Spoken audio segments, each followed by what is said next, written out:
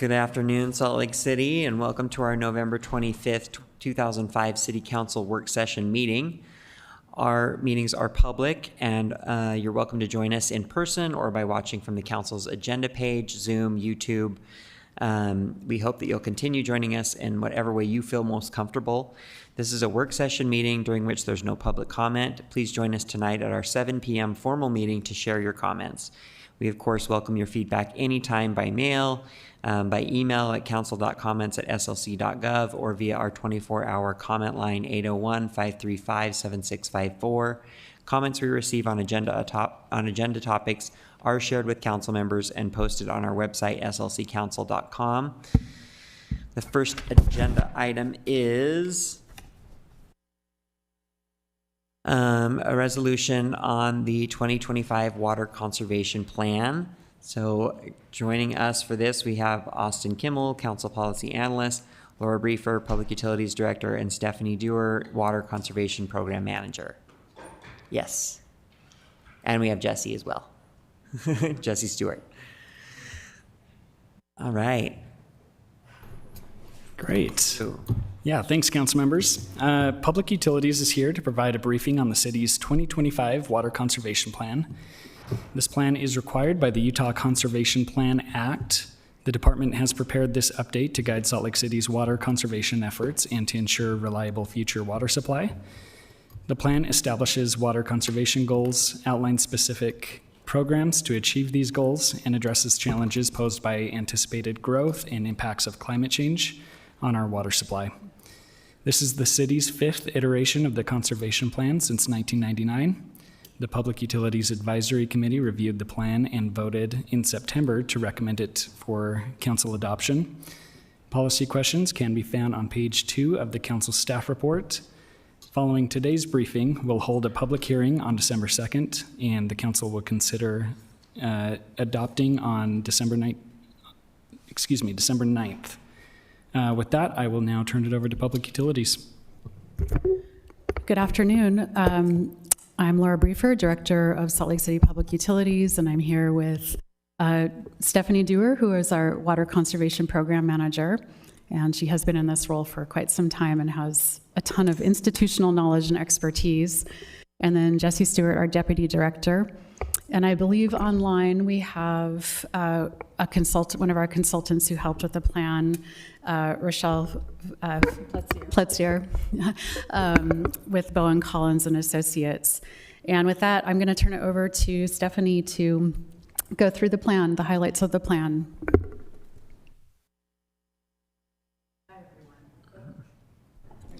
I'm now green. Hi, everyone. Thank you for giving us this opportunity to share the plan with you. So next slide. So the plan is required by the state code. It's required every 5 years of water providers that have more than 3,000 connections. And this map is just to remind everyone that Salt Lake City Department of Public Utilities provides water to Salt Lake City, but also Cottonwood Heights, Mill Creek, Holiday, and little bits of Murray and South Salt Lake. Plan components need to include supply and demand information, historical use, conservation goals, program outlines, and outreach and media programs.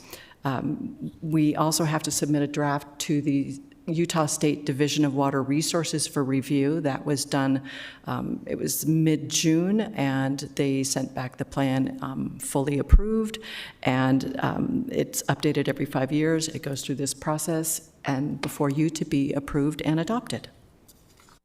Next slide. The plan has 5 primary components: supply and demand, which are very technical and primarily drawn from our water supply and demand studies and conveyance and storage studies. It has historical use, which looks back to the year 2000 as a baseline use, although for some climate information and other uses, we look back as far as the early 1900s. It has conservation goals. We've set them as both 5, 10, and 40-year lines. So the plan itself has a timeline out to 2065. It has a list of our conservation programs. So those are found in table format with program highlights described in sections in front of that. And then it has a communication and outreach plan, both for communicating the conservation plan itself, but also how we can communicate conservation programming and concepts throughout the next 5 years. Next slide. Thank you. So the background for the supply and demand is, just to give you a high overview, since the year 2000, we've had a reduction in total demand of about 23%. Now, if you look at this from year to year, it fluctuates back and forth, so this is the average over the last 24 years. We've had a reduction in peak day demand of 30%. And peak day demand is very important. That is on a single day in a year, how much water, the most water we deliver on a single day. It's typically late July, early August. In the year 2000, that number was about 216 million gallons of water. Now it's rarely over 160. This is important. Gallons per capita is an important number, but the value of this is that as we size infrastructure, as we repair water lines, as we build facilities and things, this is the number we can use to help us address capacity issues, and it saves, and we now know actually how much water or money it saves. So by addressing peak demand, which is dropping down that summer demand, in the last 24 years, we've saved about $450 million in capital expenses. We've also reduced, we save about an average of 21,000 acre-feet of water a year. And again, this is an average, so some years it's a little bit more and a little bit less. And this is since the benchmark year of 2000. Our estimated current or future supply is 126,000 acre-feet of water. Future supply is 131 acre-feet of water.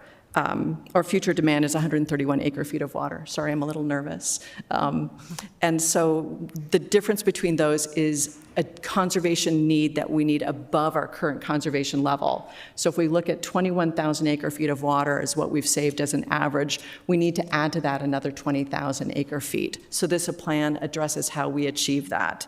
And then our water reduction needs to increase, as I said, about 20,000 acre-feet. But this is not tomorrow. This is projected out to about 2060. Next slide.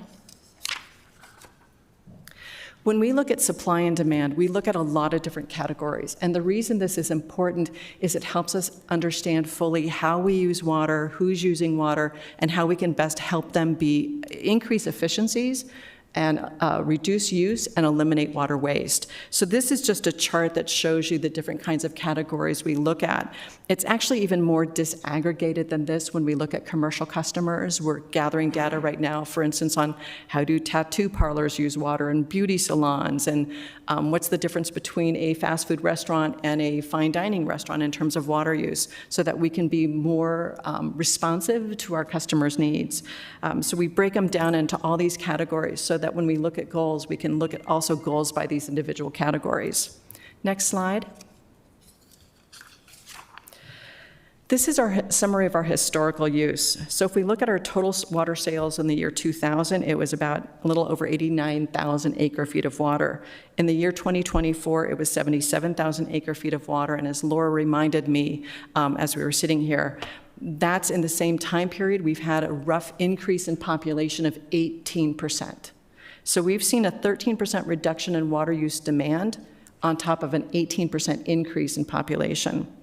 Our gallons per capita has reduced about 37%. Now, gallons per capita is not how much water a person uses. It's the volume of water that's produced through our water treatment plants and other such divided by a census population.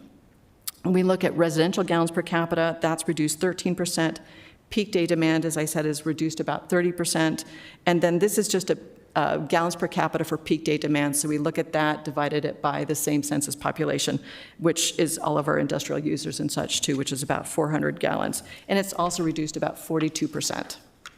Next slide. This is a really high-level summary of their conservation goals. So we look at conservation goals in total. So, for instance, we know we have to reduce an additional 20,000 acre-feet of water on top of the 27, but where do we have to reduce that water? So we look indoors and outdoors, but we also look through all those customer categories that were in that earlier slide. So we're looking at essentially, when you filter through all of those really big numbers, in the end, really indoors and outdoors, we're looking at per connection reductions like 7%. And these are really achievable. And one reason we look at this deeply dived, disaggregated use of water is it helps us relate that 20,000 acre-feet of water into what actions can a homeowner, can a business, can a restaurant, can a park, can an office building take to help us achieve those goals. Next slide. I'm flipping the thing. Our conservation programs are divided into 5 categories. We have education and outreach, utility actions, which are things we do internally, economics, policy, metrics, which is all the research and analytics we do, and then also economic programs, which are the rebates and things like that, but also rate structures. And when we look at these programs, we consider criteria like how many customers can they facilitate, fairness and equity, the cost of the program versus the return on the savings that we can gain. And so there's a lot of analysis that goes into program selection. We don't just do any program, and it's very much tailored to our own community. We also do metrics on these programs, and we're building on that. So now that some of these have been in place, we're looking at benchmarks and such to help us understand the effectiveness of these programs. This is just a list of some of the highlights of them, like landscape transformations, rebates. In particular, some of the things the utility's done recently is the analysis on commercial and institutional customers, and also the AWWA, which is the American Water Works Association M36 water loss audit, which was an important study that we did, and then the white paper on the comparison of conservation impacts to rates. Next slide. A requirement of the plan is that we have a communications plan for the plan, and we would do it anyway because it makes sense. So this is how we roll out the plan. But also, something I'm very excited about. For the first time, we're going to develop a 5-year strategic plan for conveying the information about the conservation plan itself, like about the programs, about the impacts of the programs, and we're working with a consultant to help us with that, and then our internal communications team is part of that. And I'm really excited to help us get more information out. And then next slide. For the plan itself, we had we did a lot of outreach. We had a virtual town hall meeting, which it was available online. We had a survey. We did 2 open houses, one in Salt Lake City and then one out in Mill Creek to kind of catch that middle space between Holiday, Cottonwood Heights, and such. And survey, we had about 150 respondents on the survey. And we asked them why they conserve, what they feel about the goals, what information would they like about conservation, and other things. And from that, we build on our program, and that will help us build our communications strategic plan. Next slide. And I think that's it. So now we're ready for your questions. Councilmember Lopez Chavez. Stephanie, very impressive information per usual, and just appreciate this yearly report. I think it's really important. For D4 residents and our neighbors, I know that they care a lot about conservation as it directly correlates with the Great Salt Lake. Something I didn't hear mentioned in this plan is how that correlation is going to be described. I would just love to ask the question to see if that's something we could include if it's not already included. So the question, Yeah, the question it's is a little fuzzy hearing here. Yeah. And so I just wanted to make sure I fully heard your question. Sure, I Equity? can also restate it. Great Salt Lake. Thank you. Yeah, Oh, the my Great Salt Lake. question is just how we can educate the public how conservation relates to the Great Salt Lake. In this case, it's assumed that the Great Salt Lake would receive water that's conserved, but Yeah. I don't know that. I just wanted to see if that's something you will portray in your information. It's not a straightforward answer, and so one of the things that the administration team has asked us to do as part of the conservation plan is to do a study on the impacts of conservation in the Great Salt Lake, and in particular on the impacts in diversions and it's diversions through commercial customers to see what the impact of that is, because we need to understand that more fully to understand the impacts of conservation in general. So that is a identified program that we'll be doing, and we're working on the scope of that right now. And actually, I think it's looking at depletion. I'm sorry. Yeah, that's okay. Diversion and depletion, both of those Nervous. things are important. So, great, thanks. Thank you. Councilmember Dugan. Yes, thank you very much, and thank you, Steffi, for all the work that you've been doing here. My question is more on the one slide you had, industrial, institutional, and commercials. It seemed to, since 2020, have done a very nice job across the board in reducing their water use, but the residential had also done a nice job of reducing their water use, but not nearly to the same extent as the larger I should say the larger visible users than the residential, because I think, so two questions. What is the breakdown between the different groups as to water use? Is residential like the top water users as a category compared to the industrial?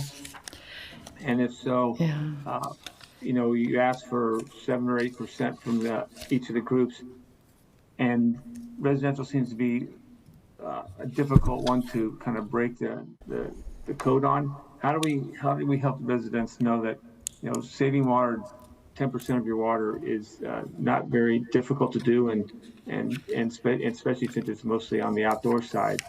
How do we break that lock and have the residents really notice that their water use outside is we need to be better at it?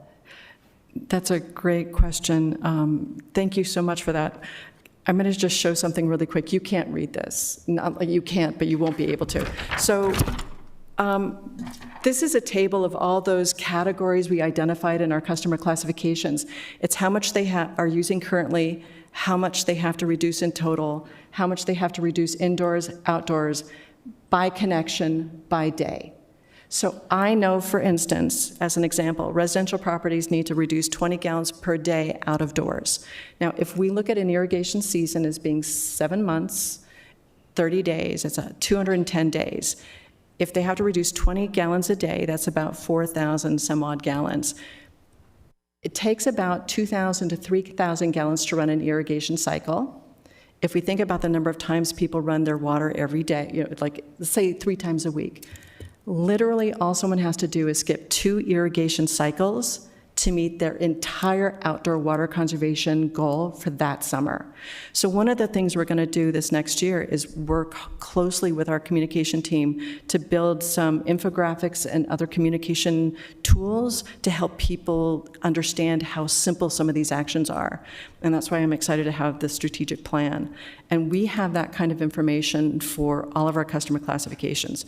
Commercial customers, it's a little different because it goes everything from a very small business to an oil refinery.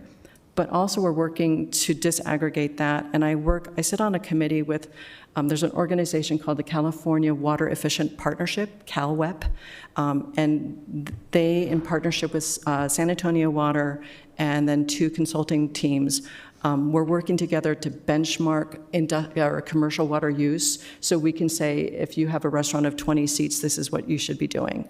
And so that way we can be really more specific.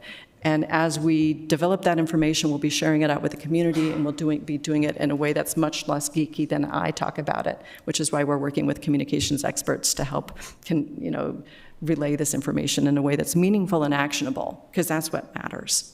Did that answer the question? I have one more after that. Oh, sorry, go ahead. Councilmember Dugan, go ahead with your question, and then Councilmember Lopez Chavez. Okay, thank you very much. Yeah, I appreciate that. And I know Councilman Pui always mentions the smart metering and irrigation systems that we should all put on our lawns, because he has one and he says it's awesome, and I need to do the same thing.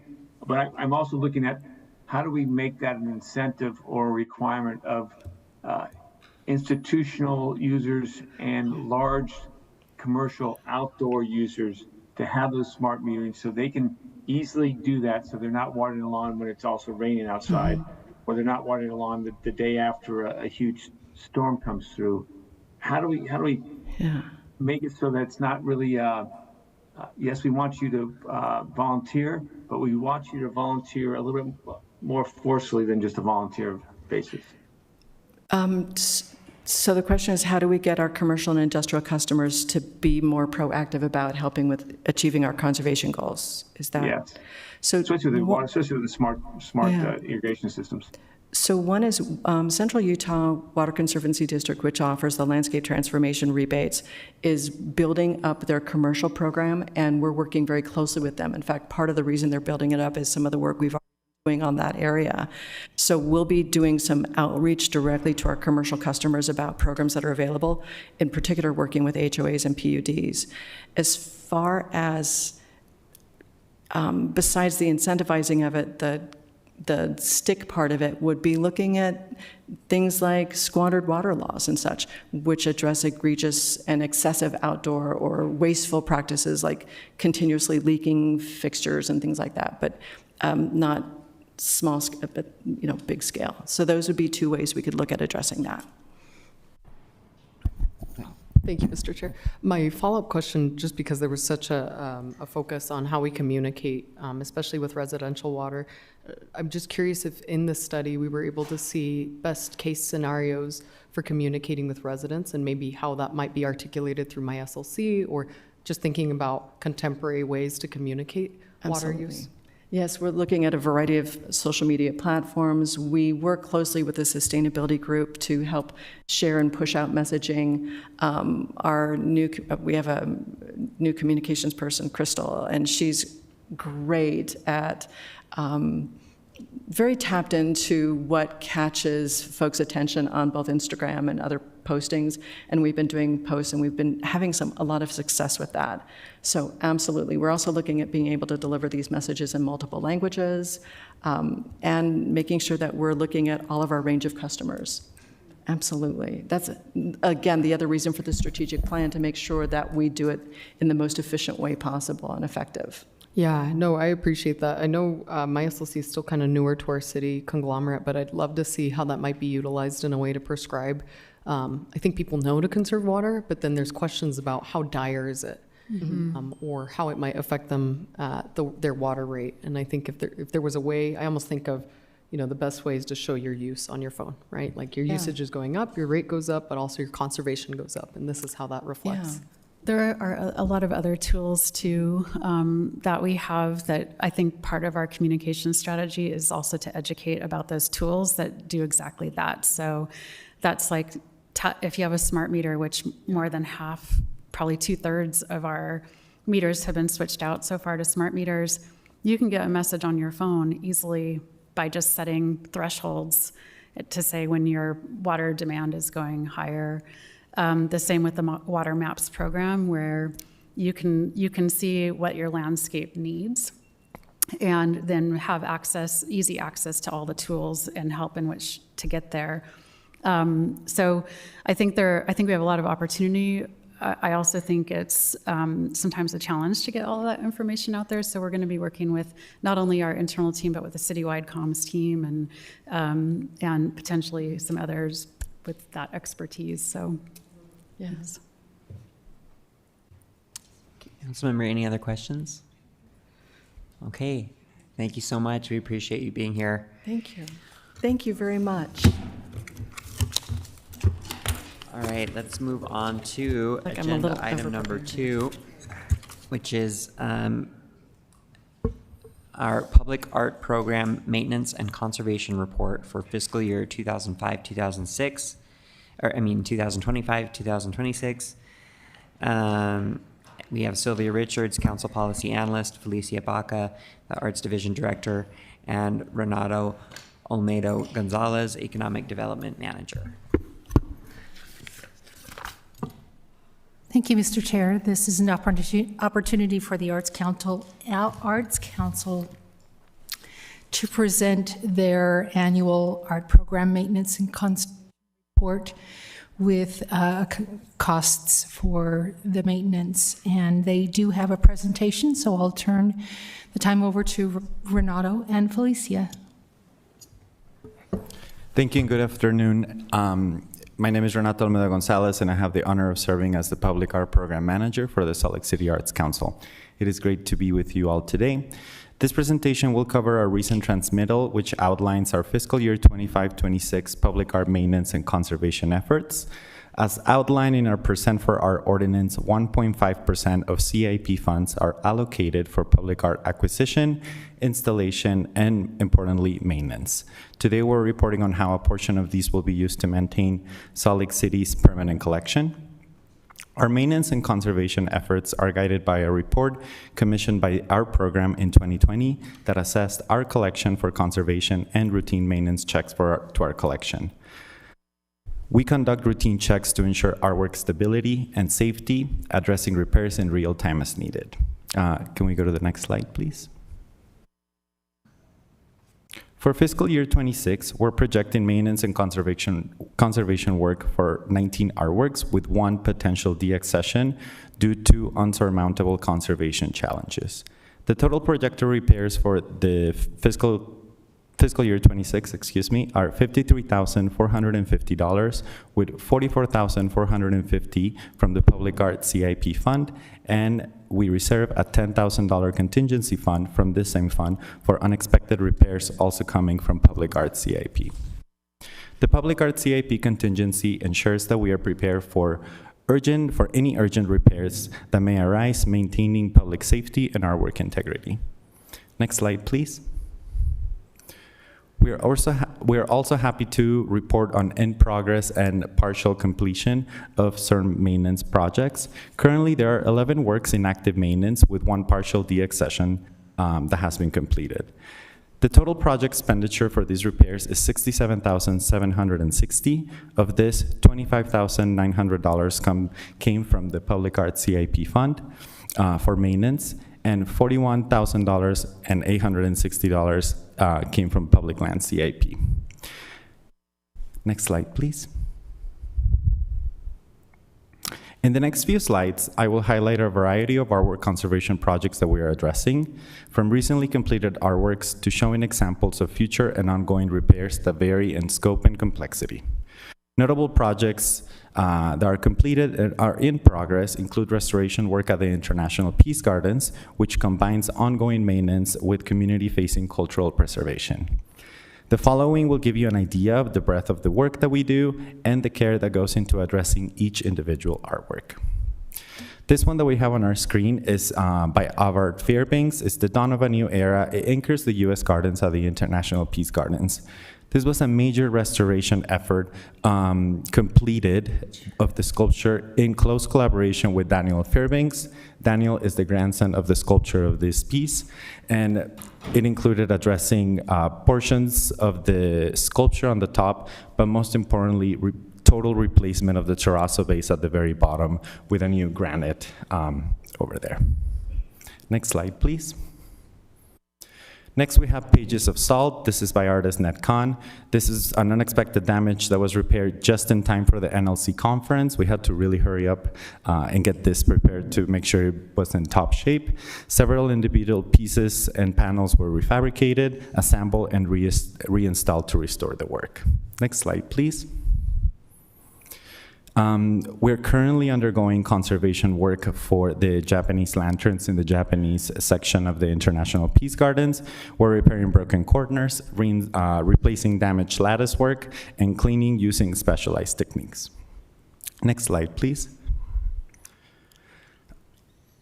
James Macbeth's Utah Sandscape at the Gallivan Center will be addressed for conservation. This is an architecturally integrated artwork consisted of pigmented stucco, We're addressing water stains, cracks, and crumbling. Next slide, please. This is also an artwork over at the Gallivan Center. It's Portal by Neil Hadlock. It is a granite sculpture at the Gallivan Center that showcases the beauty of granite as a material. Anticipated repairs include addressing cracks on the edges and the top of certain elements. We will also address holes and indents on unpolished sides and general cleaning of the sculpture. Next slide, please. Asteroid Landing Softly by Kazuo Matsubayashi is another artwork in the Gallivan that is probably one of the most emblematic in downtown Salt Lake City. We're addressing some potential safety hazards with the side panelings that are coming undone. So this just illustrates the kind of work that we do to ensure the ongoing structural stability of several of our artworks. Next slide, please. This is a multi-site artwork by Willie Liddick and Nate Stork, Utah Animals, Utah Dinosaurs, and Utah Birds. It is located at Redwood Meadows Park, and we're doing conservation work that includes readdressing the steel panels, cleaning a lot of graffiti, and undergoing several conservation work for the rest. Next slide, please. Glass Walls is an artwork by Dave Christensen and Bunny Susek. This is an architecturally integrated installation inside of the Steiner Rec Center. This artwork needs to be cleaned thoroughly, include removal of graffiti, several stickers, and other items. We may be replacing a few panels as we do cleaning and inspect the artwork as needed. Next slide, please. Fire Station number 6, there is an artwork on the outside of it by John Hess and Benjamin Higbee, Courage Under Fire. This artwork will be addressed for several areas, including major marble and granite restoration to its base, in addition to cleaning of the overall sculpture. Next slide, please. This is an artwork that we wanted to bring up and illustrate. It's a multi-site artwork by Linka Konopasek at Conwood Park that was vandalized. Anticipated repairs to this artwork include recasting and reinstallation of the missing portions, as well as waxing and cleaning of the entire sculpture. Combined, the public art program is strategically maintaining and conserving 26 individual artworks across the city's permanent collection. By allocating 20% of our fiscal year 26% for our funds towards maintenance, we not only preserve artworks, but we also ensure public safety and responsible stewardship of city resources. We appreciate Council's support of the public art program and your continued interest, in seeing public art and public art artists flourish here in Salt Lake City. Thank you. Councilmember Petro. Thank you. The amount that you're planning to put into maintenance and restoration, is that what's actually needed or what's available that you're allocating? Or is there any deferred maintenance that we're gonna have to look forward to? So that amount was, its funds are allocated. So it's the money that we are available to use. So is the need greater than the funds available? Yes, it is. You might recall several years ago, we had a seed fund, call it a seed fund, that was upwards of $200,000. And then we implemented the maintenance policy for the first time. And the policy is now that 10 to 20% of CIP can go towards maintenance. We've chosen 20% every year because we can easily use that 20%. Some gaps is that we are working with Public Lands CIP, as you saw in the Peace Garden. They've always been partners and contributors to maintenance. The 2D collection in this building is not eligible for CIP capital maintenance, so there's an absence of any funds for the 2D collection in this building. And we're in conversation with the CRA about a policy for maintenance on the works that we partner with them for. I think for my personal, like as I'm moving through, especially when budget season comes up, it would be helpful for me to know what an ideal world of funding would look like, just so I can set realistic expectations within myself and the conversations we have. We absolutely can send that. We've made those projections before, and in different previous budget cycles, they weren't adopted as part of our annual budget, so we do have a sense of that and be happy to provide it. I appreciate you making every dollar stretch. Councilmember Romano? Not necessarily a question, but just something I learned recently about one of the artworks that you showed, the asteroid landing, the one in the Gallivan by Kazuo Matsubayashi. I was doing some research into Japantown for a presentation I was giving, and I know that we're working with the CRA to potentially put a big mural on the Mesh building there, the multi-ethnic senior high-rise right in Japantown. And it just kind of an interesting full circle moment. Kazuo Matsubayashi was one of the 3 architects from the firm that designed that tower. And that the nonprofit housing corporation that currently owns the tower was started by Carl Inoue, one of the other partners in that firm. So just sort of a full circle moment with some of the other work that we're doing and that the Arts Council is doing. So I thought that was kind of something that I learned just last week.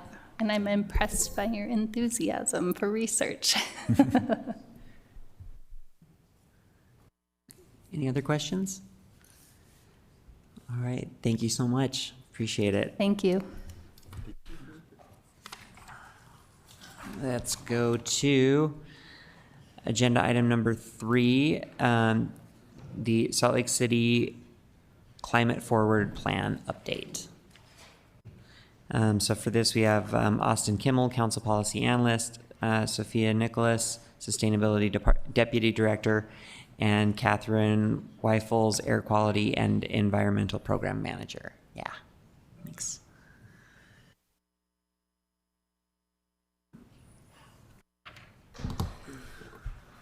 All right, thanks, council members.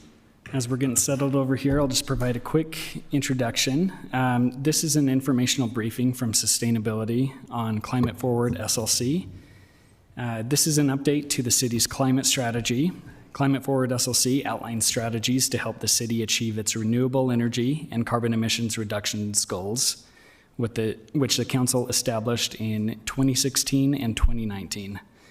This is Sustainability's first informational update on the plan, which is currently in its early stages. The plan is anticipated to return to the council next summer for potential adoption. The goal today is for the council to review Climate Forward SLC and provide feedback on the plan, its development, and the formal adoption process. Policy questions can be found at the bottom of page 1 of the council staff report. Those questions include ones about implementation costs, federal policy changes, public engagement, among others. And with that, I will now turn it over to Sustainability. Hi, thank you everyone. It's good to be with you. I'm Sophia, this is Catherine, as Austin already introduced us. And we're excited to be here to talk about what could be the city's first adopted climate plan. Next slide, please. So today we are going to talk a little bit about why we think it's time to have this conversation about a climate plan in this context, what we've achieved so far over the last few years, where we're at, what we're hearing, and looking ahead. Next slide. So Catherine's going to go into this a little bit more, but just to level set a little bit, I think we all know that there's a lot going on with all of our community members, with all of our neighborhoods, with our economy, with our businesses. And within all of that and surrounding all of that, there's also climate change. You heard a presentation earlier on the water conservation plan. We all know that water is an important issue that the city has to deal with. We also know that it's getting hotter. And anyone who's lived here more than a few years has experienced this. We are having hotter summers, we're having hotter falls, we're having hotter winters. And it's not something we're imagining. In fact, over the last 50 years, Utah's temperatures have risen at about twice the global average. Over the past 100 years, the average temperature in Utah has increased more than 2.5 degrees Fahrenheit. And that may not sound like much, but a few degrees change in the average temperature means our city and our region is and will continue to experience increasing drought, wildfires, flooding, extreme heat days, and poor air quality. So it's important for the city to know what is happening in our communities and in our neighborhoods as it relates with climate. It's important to know how to adapt. And it's also important in our minds to be part of the solution by reducing our emissions and being a leader for others. Next slide. So this isn't the first time that we've had this conversation. And in fact, Salt Lake City's been a leader on climate since the early 2000s when we first adopted the Kyoto Protocol standards. But most recently, in 2016 and 2019, the City Council and Mayor issued several joint resolutions establishing goals of achieving net 100% renewable energy for Salt Lake City for the entire community, as well as for our municipal operations by 2030, and reducing greenhouse gas emissions 80% by 2040. So over the past decade, we've achieved a lot moving towards those. We still have a long way to go, of course. And Salt Lake City, this is not something Salt Lake City is obviously doing alone. So we believe it's time to affirm our goals, refresh our approach, and define next steps. Next slide. And this is the statement of our administrative goals that we have on our website. So again, just believe it's time to reaffirm or refine the city's goals, prioritize climate strategies that are scalable and equitable, identify actionable solutions, and fill gaps, especially as there are potential gaps with other city plans or city priorities that the council and the community has. Next step, or next slide.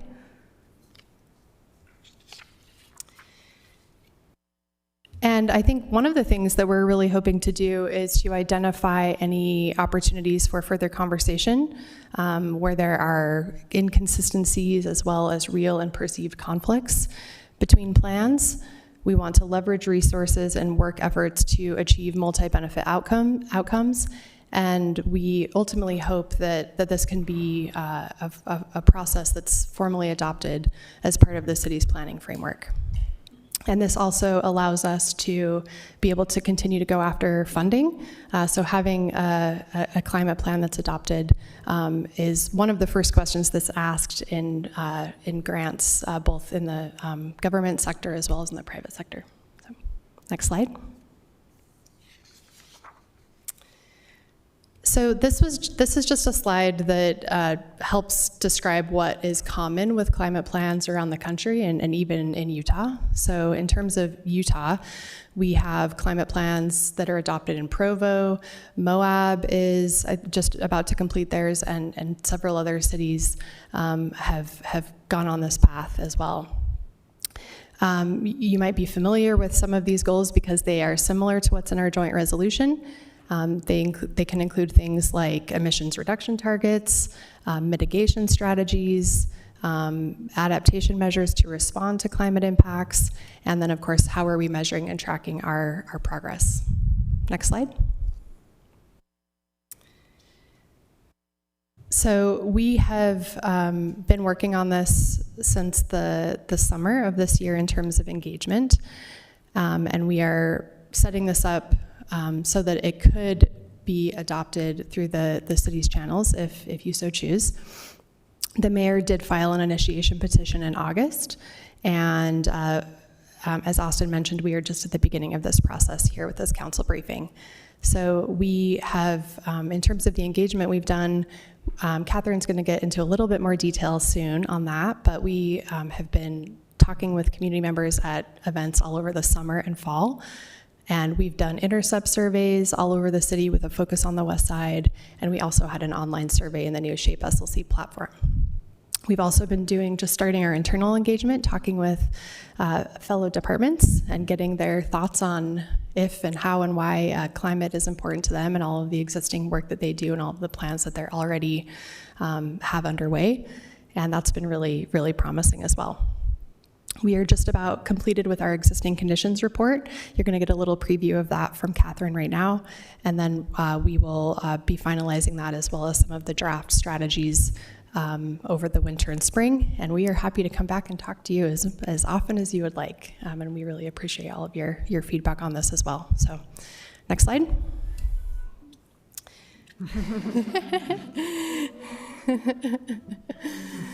I love it. So just to reiterate where this kind of lives within the stack of city planning, this could be considered a city system plan or an element plan, falling under Plan Salt Lake's guiding principle number 5, air quality, which actually has a lot of not only air quality language in it, but climate language as well. Next slide. And the sustainability department itself has been very involved in other plans like Connect SLC, Housing SLC, Reimagine Nature, et cetera, which have climate strategies embedded in them. But what this will do is help us identify those gaps and opportunities to either enhance climate action in those sectors, identify things that are missing, or bring up new suggestions that have come forward. Next slide. And just briefly, I'm not going to go through all of these things, but I want to just acknowledge a few of the main highlights of things we've done over the last few years to make a difference on emissions and air quality and climate more generally. So one of the main ones that we're very proud of is this 80 megawatt Electron solar project that came online in 2024. This is a large utility scale solar farm that we have helped develop in partnership with 5 other large customers. And it provides a majority of the city's municipal energy. And it not only is providing clean, carbon-free energy, it's also saving the city money. And in the first year, it saved us around $1.5 million in electricity bills. So I think it's just nice to highlight that there are co-benefits to climate. Not always. We know that things do cost money sometimes, but there's also positive benefits economically as well. And then, of course, we have our Utah Renewable Communities Program. You'll be hearing more about that in a briefing in a couple of weeks, which Councilmember Dugan has been a fantastic partner and leader on, where we're trying to basically do what we're doing with Electron on a much larger scale. Next slide. Right now, the climate plan encompasses these categories. So typically, you'll see this in a climate plan. We are adding the climate resiliency because it's important, and it's been something that's been coming up in a lot of our public conversations. Next slide. And I just want to acknowledge here that we are building off of a federal grant that the city received in 2023 to do the climate pollution reduction grant and create a plan on behalf of our metro area. So what we're doing for the city is taking that and building off of some of the modeling as well as the outreach and making this plan specific to Salt Lake City. And with that, I'll turn to Catherine. Thanks, Sophia. Next slide, please. So like Sophia mentioned, I'm going to share some of our initial work that we've been doing for our existing conditions report. As part of that effort, we are looking at our community profile. We're assessing climate hazards and vulnerability. We're looking at our greenhouse gas emissions inventory. We're also looking very closely at existing city policies, programs, and adopted plans and how they're relevant to climate work and Climate Forward SLC.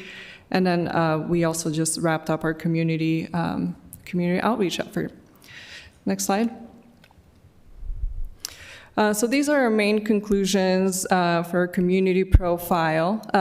First, our geographic location defines us. We live in a beautiful place surrounded by mountains, but that also brings some challenges. As we know, our air quality is exacerbated by our geography. Proximity to the drying Great Salt Lake brings its own challenges, and then our climate also brings challenges related to extreme heat and drought. At the same time, we're growing very rapidly, and so we'll have to think about the challenge of reducing emissions while also accommodating the growth that's happening in our region. We're also becoming more diverse, so if we want to be successful with any of our programs and policies, we have to take into account the changing culture here in Salt Lake City, different languages, and all of the things that come with that. And housing affordability, as we all know, is a critical issue to many of our residents, and any solutions contemplated in our study will have to look closely at affordability. Next slide.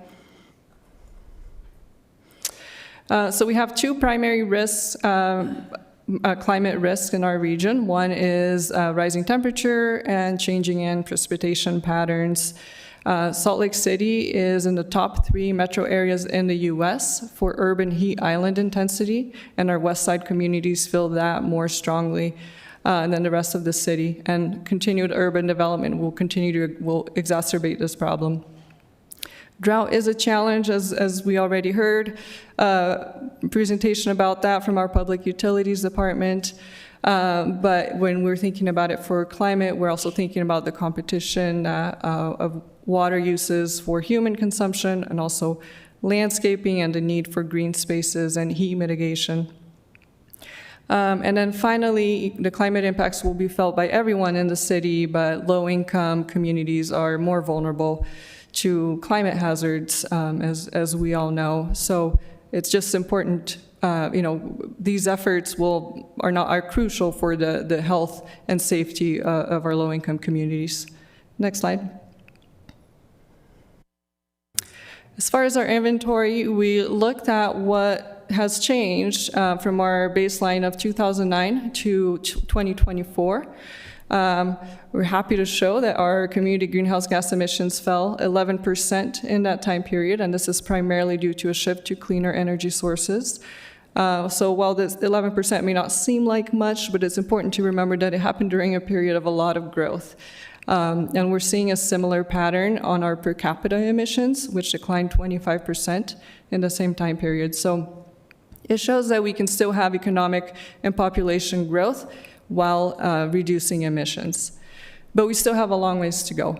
And we need to accelerate the uptake of some of the solutions here so we can meet our climate goals.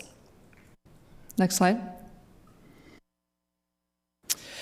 So like we mentioned, we just finished our community outreach. We started in July and wrapped it up in October. Our primary purpose was to gathering feedback from the community on their views on climate change, as well as to help us prioritize and see what their preferences were for different types of climate solutions. And Sophia mentioned we had the online survey, intercept surveys, and then we had tabling events. And then currently we have a survey that's open for businesses. So that's available on our website, and we're currently distributing that to try and get the same kind of feedback from the business community. Next slide. This is a map showing the survey responses across the city.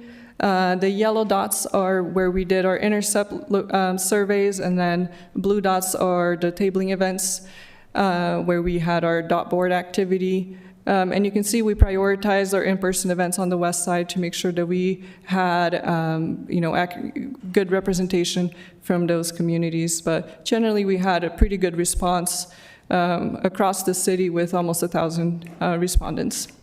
Next slide. So this is what we are hearing. Generally, people feel well informed about climate change and its impacts. Almost 80% said that they know a fair amount or a lot about climate. Next slide.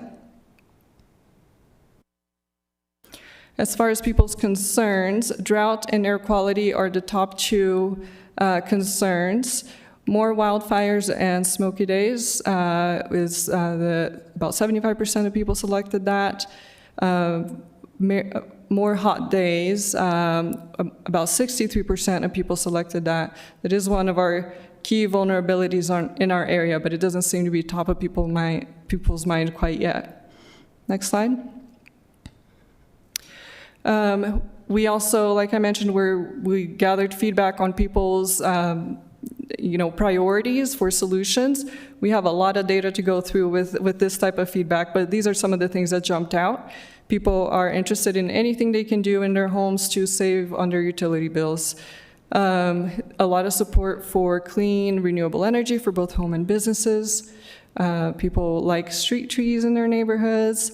And then also a lot of support for increased access to transit, walking, and biking infrastructure. Next slide.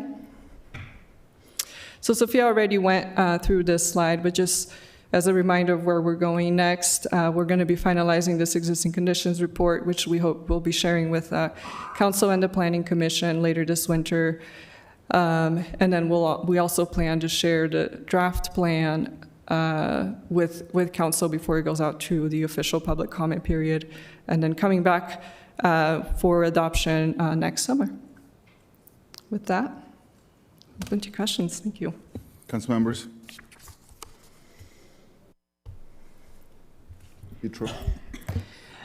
Thank you. This is remarkable, and I think it's also a testament to how long we've been working on this, and thanks for not waiting until the crisis is here. Although I have to say, increasingly, it's starting to feel like the crisis is here, not because of our city, but it feels like every day there's a headline about some new red line in climate management globally being crossed.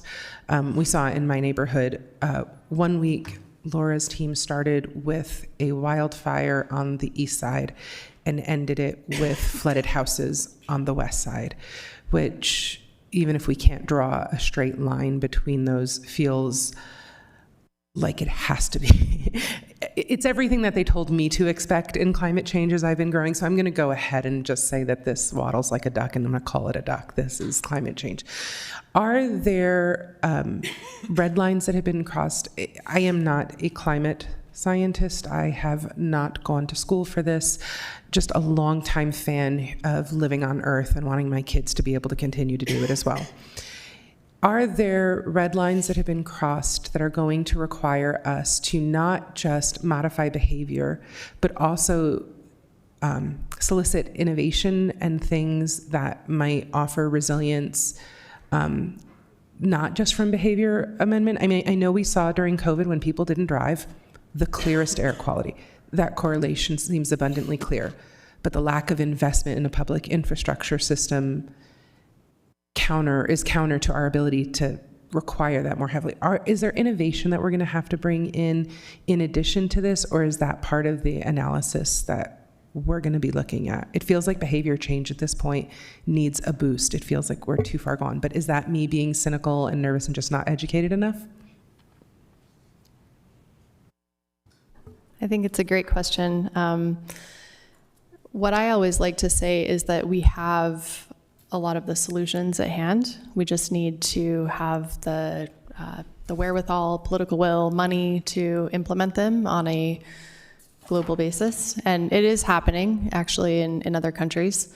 But when you're looking at our emissions profile in Salt Lake City in particular, about half of it comes from electricity. And that's why it's been so exciting to see that we have realized a reduction in our electric grid carbon intensity due to investments in a cleaner grid. And that's what we're trying to do with the Utah Renewable Communities, is spur that along even more. And then I think in terms of the vehicle, transportation is the next biggest area of impact, and all of the things that our transportation division and our planning division and the city is doing to support density and alternative transportation is so important to that. And then also pairing that with investment in electric vehicles will have the greatest impact in reducing emissions. So I think it's a little bit of a both and. We have the technology, we just need to deploy it. And there will certainly be other things technologically that can help us achieve those that last part of the wedge, and that will also just help us adapt better. And I'm not a climate scientist either, but I like to listen to them on podcasts, and it's actually pretty fun to do. So it can be heartening, especially when we are in a politically challenging context nationally right now, to realize there's so much innovation happening. So thank you. Thank you. Councilmember Dugan. Thank you, and I appreciate the presentation. My question is on the engagement side.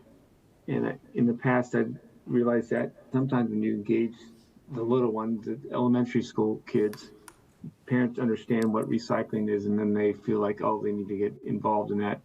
On the engagement that you've accomplished, have you been engaging school-age kids, the school board, and the high school kids at their level so that they can, kind of engage and educate their parents on the needs for this for their own generations?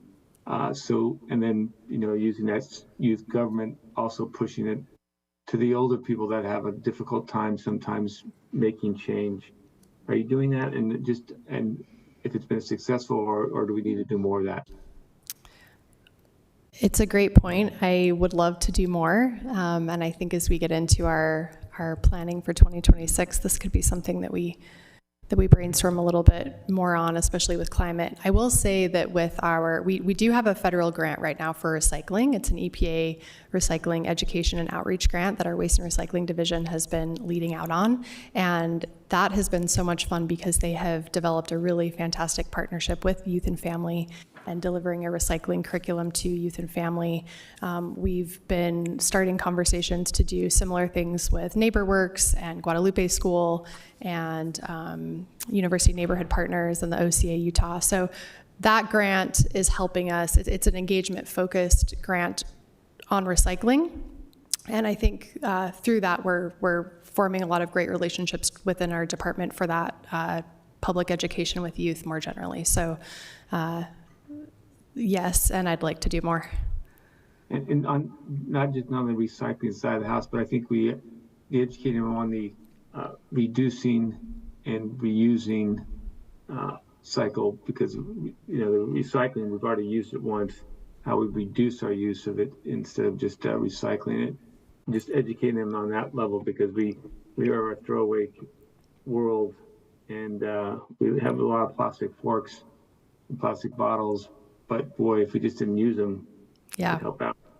Absolutely. The basics, right? The 3 R's, and they've been teaching them that. And one of the things we're doing with that grant is one of our sub award is with Utah Recycling Alliance, which is a local nonprofit, and they have an offering called Fix the Clinics, where they'll bring in people who are good at fixing clothes or small appliances or bicycles or whatnot, and can help people learn how to do those things and fix some of their items, so that we're focusing on reuse. So that's just one thing we're doing with that program. But yeah, I would love to do more. I need, one of the things we do is we have some fantastic part-time outreach staff, and honestly an amazing summer intern cohort, and I usually kind of let them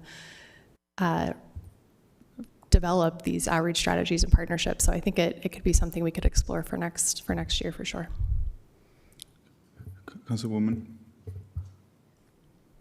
My question was in regard to, as you mentioned, energy. I was just curious if we can see in this study at all for the need for other utilities to be consolidated more into our city. I look at Provo City, for example, where they took on their own energy sector, if you will, or opened up their department. I'm just curious if in part of our climate action, if we see some of those resilience actions to be new infrastructure or new departments, such as an electrical utility. Yeah, that's a great question too. So Provo is part of the UAMPS, the Utah Association of Municipal Power Systems, and so they do have the benefit of having some of that more direct influence over their electric utility. This is why we ultimately pursued the Utah Renewable Communities Program, because we are not part of UAMPS, we are part of Rocky Mountain Power, and that is the way we're working with Rocky Mountain Power to influence and develop clean electricity. So stay tuned, a lot more on that to come in a couple weeks. But I think in terms of other infrastructure, we are happy to include any ideas or suggestions that either you have or our other fellow departments have for consideration, because what we'd really like to do with this climate plan is to allow issues to be laid out in a concise way, things that we've addressed, where there's crossover with other plans and where there's gaps that our policy leaders can have conversations about next. Yeah, that's amazing. I think the only other comment is, as I've met with some of this is in the private sector, but larger industry leaders like Marathon, Tesoro, et cetera, they are starting to decommission parts of their plant. And just curious if that's something that we collaborate with as part of our climate action overall, as it does holistically impact Salt Lake City and the Valley. Do you want to talk about that? Yeah, I think the industrial and commercial sector is going to be interesting for us too. It's a sector that it's a little bit more challenging for the city to influence in a lot of ways, especially when it comes to climate. So, we'll have to explore these options. But we are assessing, the greenhouse gas emissions from that sector, and then we hope to be able to dig down into that information to see what key strategies and solutions may be in that sector. And hopefully our business survey will also help inform some of that. Yeah, I wonder if there's a coalition or something existing where they can participate, because I know they measure that on the private sector already, which is why they're already decommissioning, because the expense is growing and outpacing new tiered gas, for example, tier 3 gas. So anyways, that's just more of a suggestion, but I think it's definitely an opportunity where we have the same goals as a city, and they certainly are impacting us every day. Yeah, and I'll just say that the federal grant that I mentioned briefly, the Climate Pollution Reduction Grant, the state of Utah, the Division of Air Quality, also received that grant, and they just finished their comprehensive climate action plan on behalf of the state. And we attended the briefing last week, and it's really exciting because they have kind of a high, medium, low, and business as usual case in there. But it's a really great resource, I think, not only for Salt Lake City, but other cities, business entities, and whatnot, to see what the strategies are. And they talk a lot about the commercial and industrial sector, and I think we'll continue to have conversations with them about how the city can be supportive. Yeah, thank you. Okay. Thank you for the presentation and the work. I am a bit, confused about all of this because the reason why I'm confused is because we have floating through the city different programs that touch sustainability, like e-bikes and leaf blowers and exchange, and then we have trees floating over there too. And it seems uncoordinated, and from my perspective, it feels like very uncoordinated, and we are not necessarily, at least for the information that comes to this side of the aisle, very not well necessarily planned as far as the metrics of success.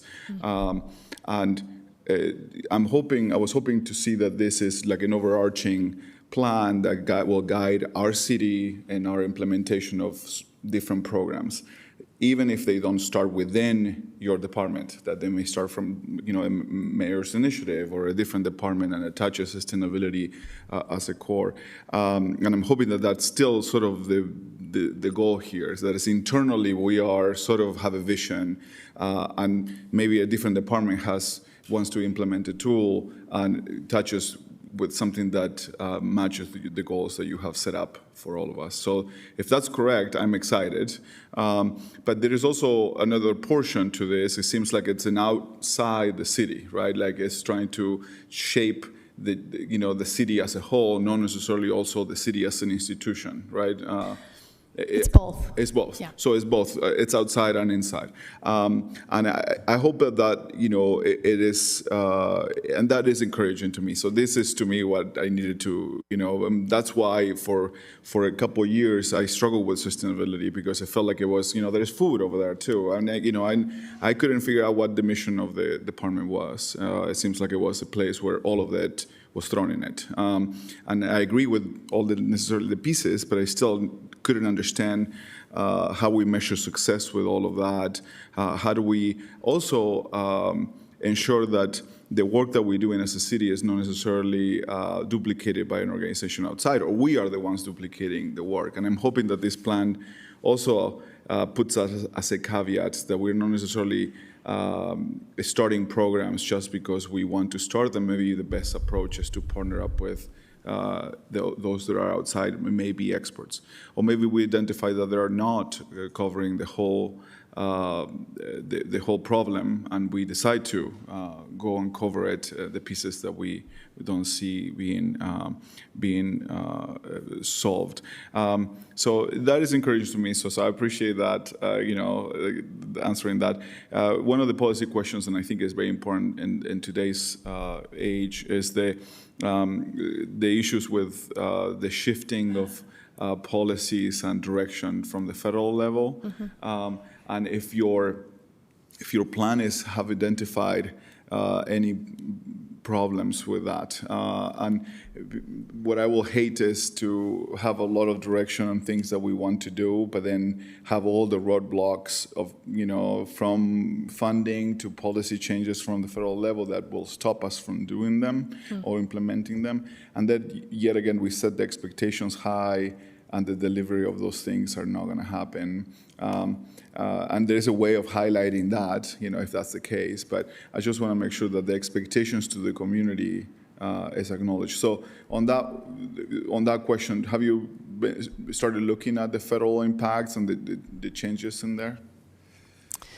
Yes. Well, and let me just say thank you for bringing all those things up. That's exactly why we felt like it was time to embark on this process. Certainly, that with the pullback on the Inflation Reduction Act, it's removed some of the incentives and some of the funding opportunities, which is unfortunate. But there's a lot that can and needs to be done, and so our goal here is with this is really to just provide an overarching policy framework and guidance to offer that clarity internally and externally, and then set us up for when new funding opportunities hopefully do emerge in the future, we're ready for them. And also, not everything costs money. Some of it's just policy. Some of it is facilitating those conversations and doing better communication. But in terms of the funding for this particular plan, we don't have any vulnerabilities in terms of the funding for the plan itself. But yeah, I don't know if you have anything more to add on that. Did that answer your question? So I think, well, obviously, probably except from some of the grants related to, electrifying our fleets and they're drying out. So there are, changes already that we are seeing, and we discussed it very recently in our budget amendment. So we are seeing some of those. So that's why, if we're going to hone in on the electrification of our fleets and, on other pieces of our buildings, and, if we are finding out that the federal government is not going to, at least for now, under this administration and this political environment, we're going to, hone in on moving forward with that, but then we don't have the money. We have set a wrong expectation. Right? Yeah, that's right. So that's what I wanted to, and it's not that we shouldn't, still acknowledge it that we want to go there, but we might not prioritize that now because there's no money. The city can't pay for 100% of an 80% greenhouse gas reduction by itself, right? But yes, I think it's important to set that context and have clear identification of what the city can do and what can be brought up in budgeting versus what is for others to do. So, yeah. And I'll just add the time frame for the plan. It really is what we need to do in the next decade or so. So hopefully things will change as well.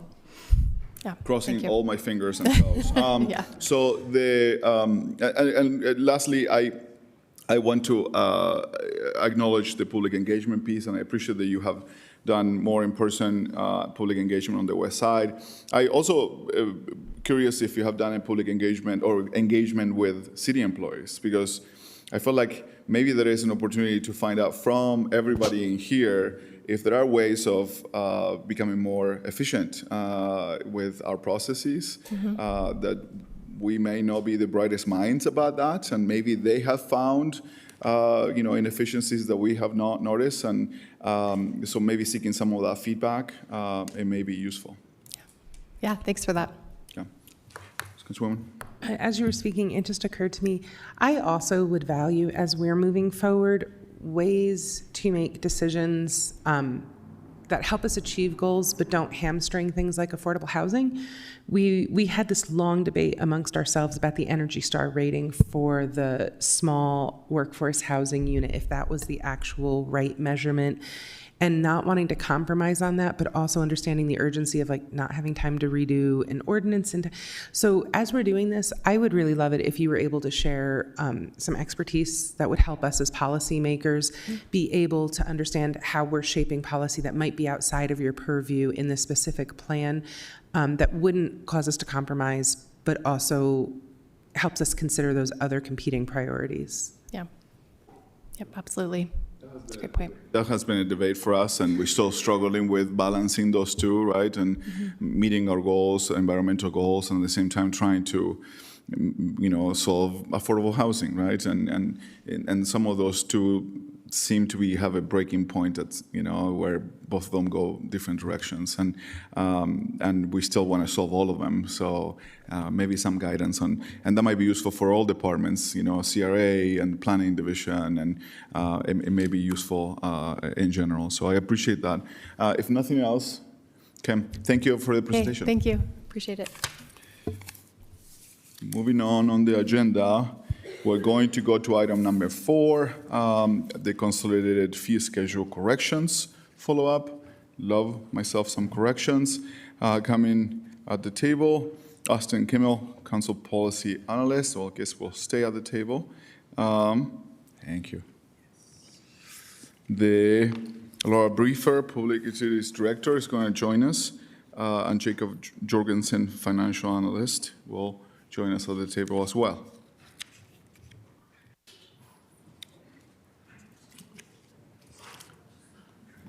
And it is your time.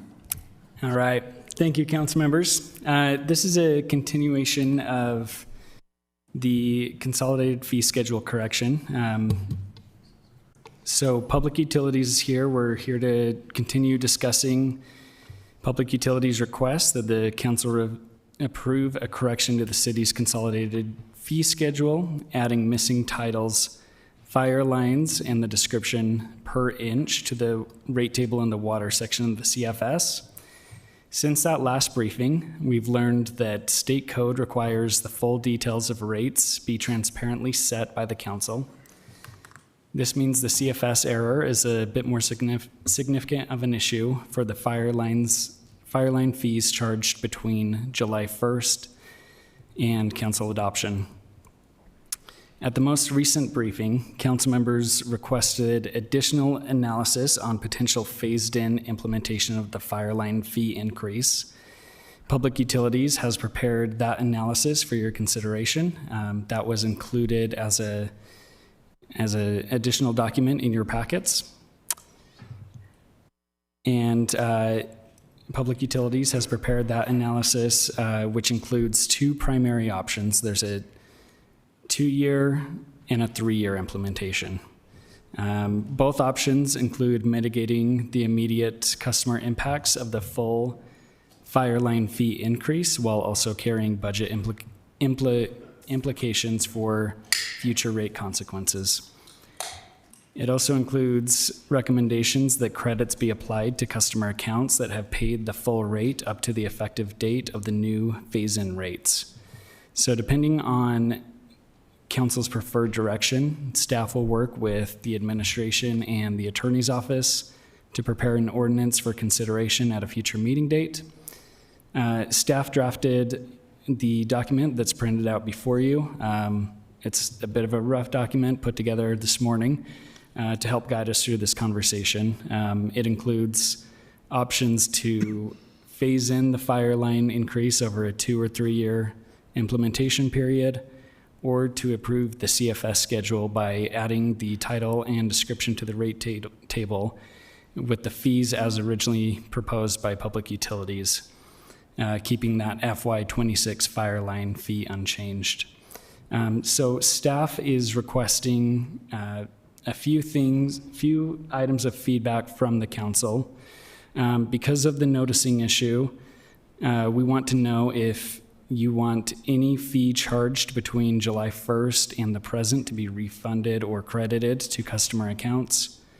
Going forward, what fee do you want charged, and do you want that phased in? And what kind of phasing? If you do want phasing, would you like it implemented over 2 years or 3 years? Jacob is here and he can talk a little bit more about that phasing and the implications that phasing may have. But in front of you, this document outlines a couple of options that the council can consider. The first is you could essentially make these fire line fees effective upon council approval. So sometime in December at the earliest, we could have the effective date December 2nd or 9th. And we would also, you could also ask that fees be refunded to customers for accounts paid between July 1st and that adoption date.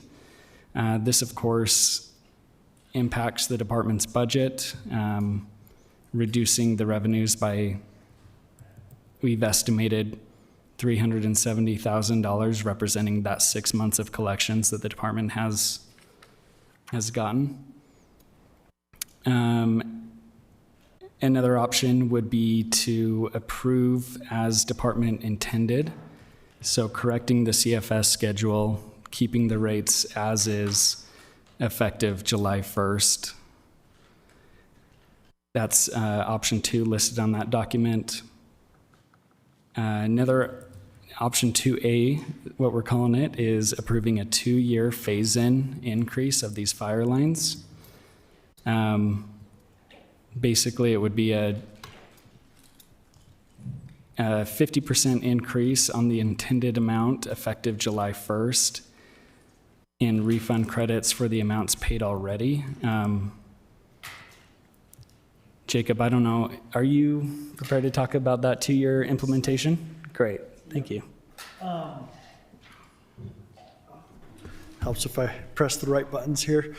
So thanks for having us back. Yeah, I've prepared this, and so depending on the way you want to approach it, on a 2-year, we would recommend a 75% of the rate proposed, and then the following year would be a 56% rate increase on that. If we did the 3-year approach, it would be 50% of the rate this year, and then an 80% increase the following year and a 95% increase the following year after that. The reason for that is because these are costs that we are bearing on the system to provide this service, and we can't just shut off fire protection. And so that debt and interest would have to be paid back. Now, if we extended that out, we could change those rates in the future if we wanted to extend that out more. Mr. Chair, just really quickly, I wanted to make a comment just for context for either people that are watching or just council members in general. Public utilities is a little bit different than maybe how we think of the general fund's revenue picture, in that it has to project out several years of revenue in order to cover necessary capital expenses, including actually issuing debt for those capital projects. And so when the administration notes that it would mean, X number of fee increases for the next several years, that's in order to make up the lost revenue from adjusting fees downward in the current year. So it's that sort of, I don't know how to phrase it, like a zero-sum game, right? The revenue has to be there at some point to do these projects in a way that the general fund has a little more flexibility to reduce service level, for example, not fill potholes, not mow, whatever. Public utilities is just a little different that way, but several times council members are surprised that, well, what do you mean we're planning fee increases for the coming years? That's essentially why.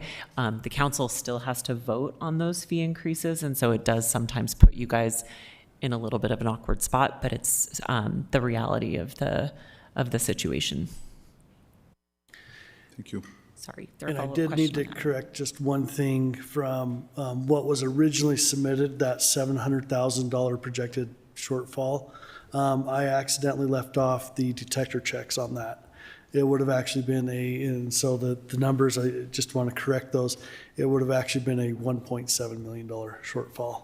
And so for the 6-month implementation would actually be $875,000 shortfall for this year, if we did that partial. Yeah. Councilmember Young. I just have a clarifying question for Jennifer in terms of process. So in selecting an option today, I'm sorry, I'm trying to figure out how that works in terms of future budgetary votes and committing future individuals to increase it. How can we do that? Legally speaking, no. But I think that public utilities, and Laura, feel free to jump in, is in a unique spot because they have already taken on debt for these projects. And so they would have to find a way to pay that debt within their existing revenue budget if a future council was not willing to increase the rates, which is why in making these choices, we wanted to be extra clear what it means for future years, because pulling one lever does cause another lever to pushing over one domino causes another domino, so to speak. So, Mr. Chair, may I have a follow-up? Yes. So then my question is, since we're moving into the future, I'm just trying to figure out like the rock and the hard place, right? Because on one hand, you know, if we're looking at trying to reduce the pressure on the existing entities that have this fee imposed on them, the additional time would make sense. However, there's no guarantee in that additional time that we're not going to identify other potential needs that could also contribute to a rate increase, in which case those individuals could be like double impacted in terms of, hey, so we need this piece because we committed to it a year ago or 2 years ago. And by the way, we've identified another like, you know, gap in terms of revenue and service. And by the way, that's going to be applied as well. Like, I'm just trying to figure out what are the, maybe it's like a historical looking back question, since nobody I know has a crystal ball. Like, are we doing this on a year-to-year basis where we've seen increases year over year and we would project to see those in the future? So delaying it is a bad idea. I'm just trying to figure that piece out.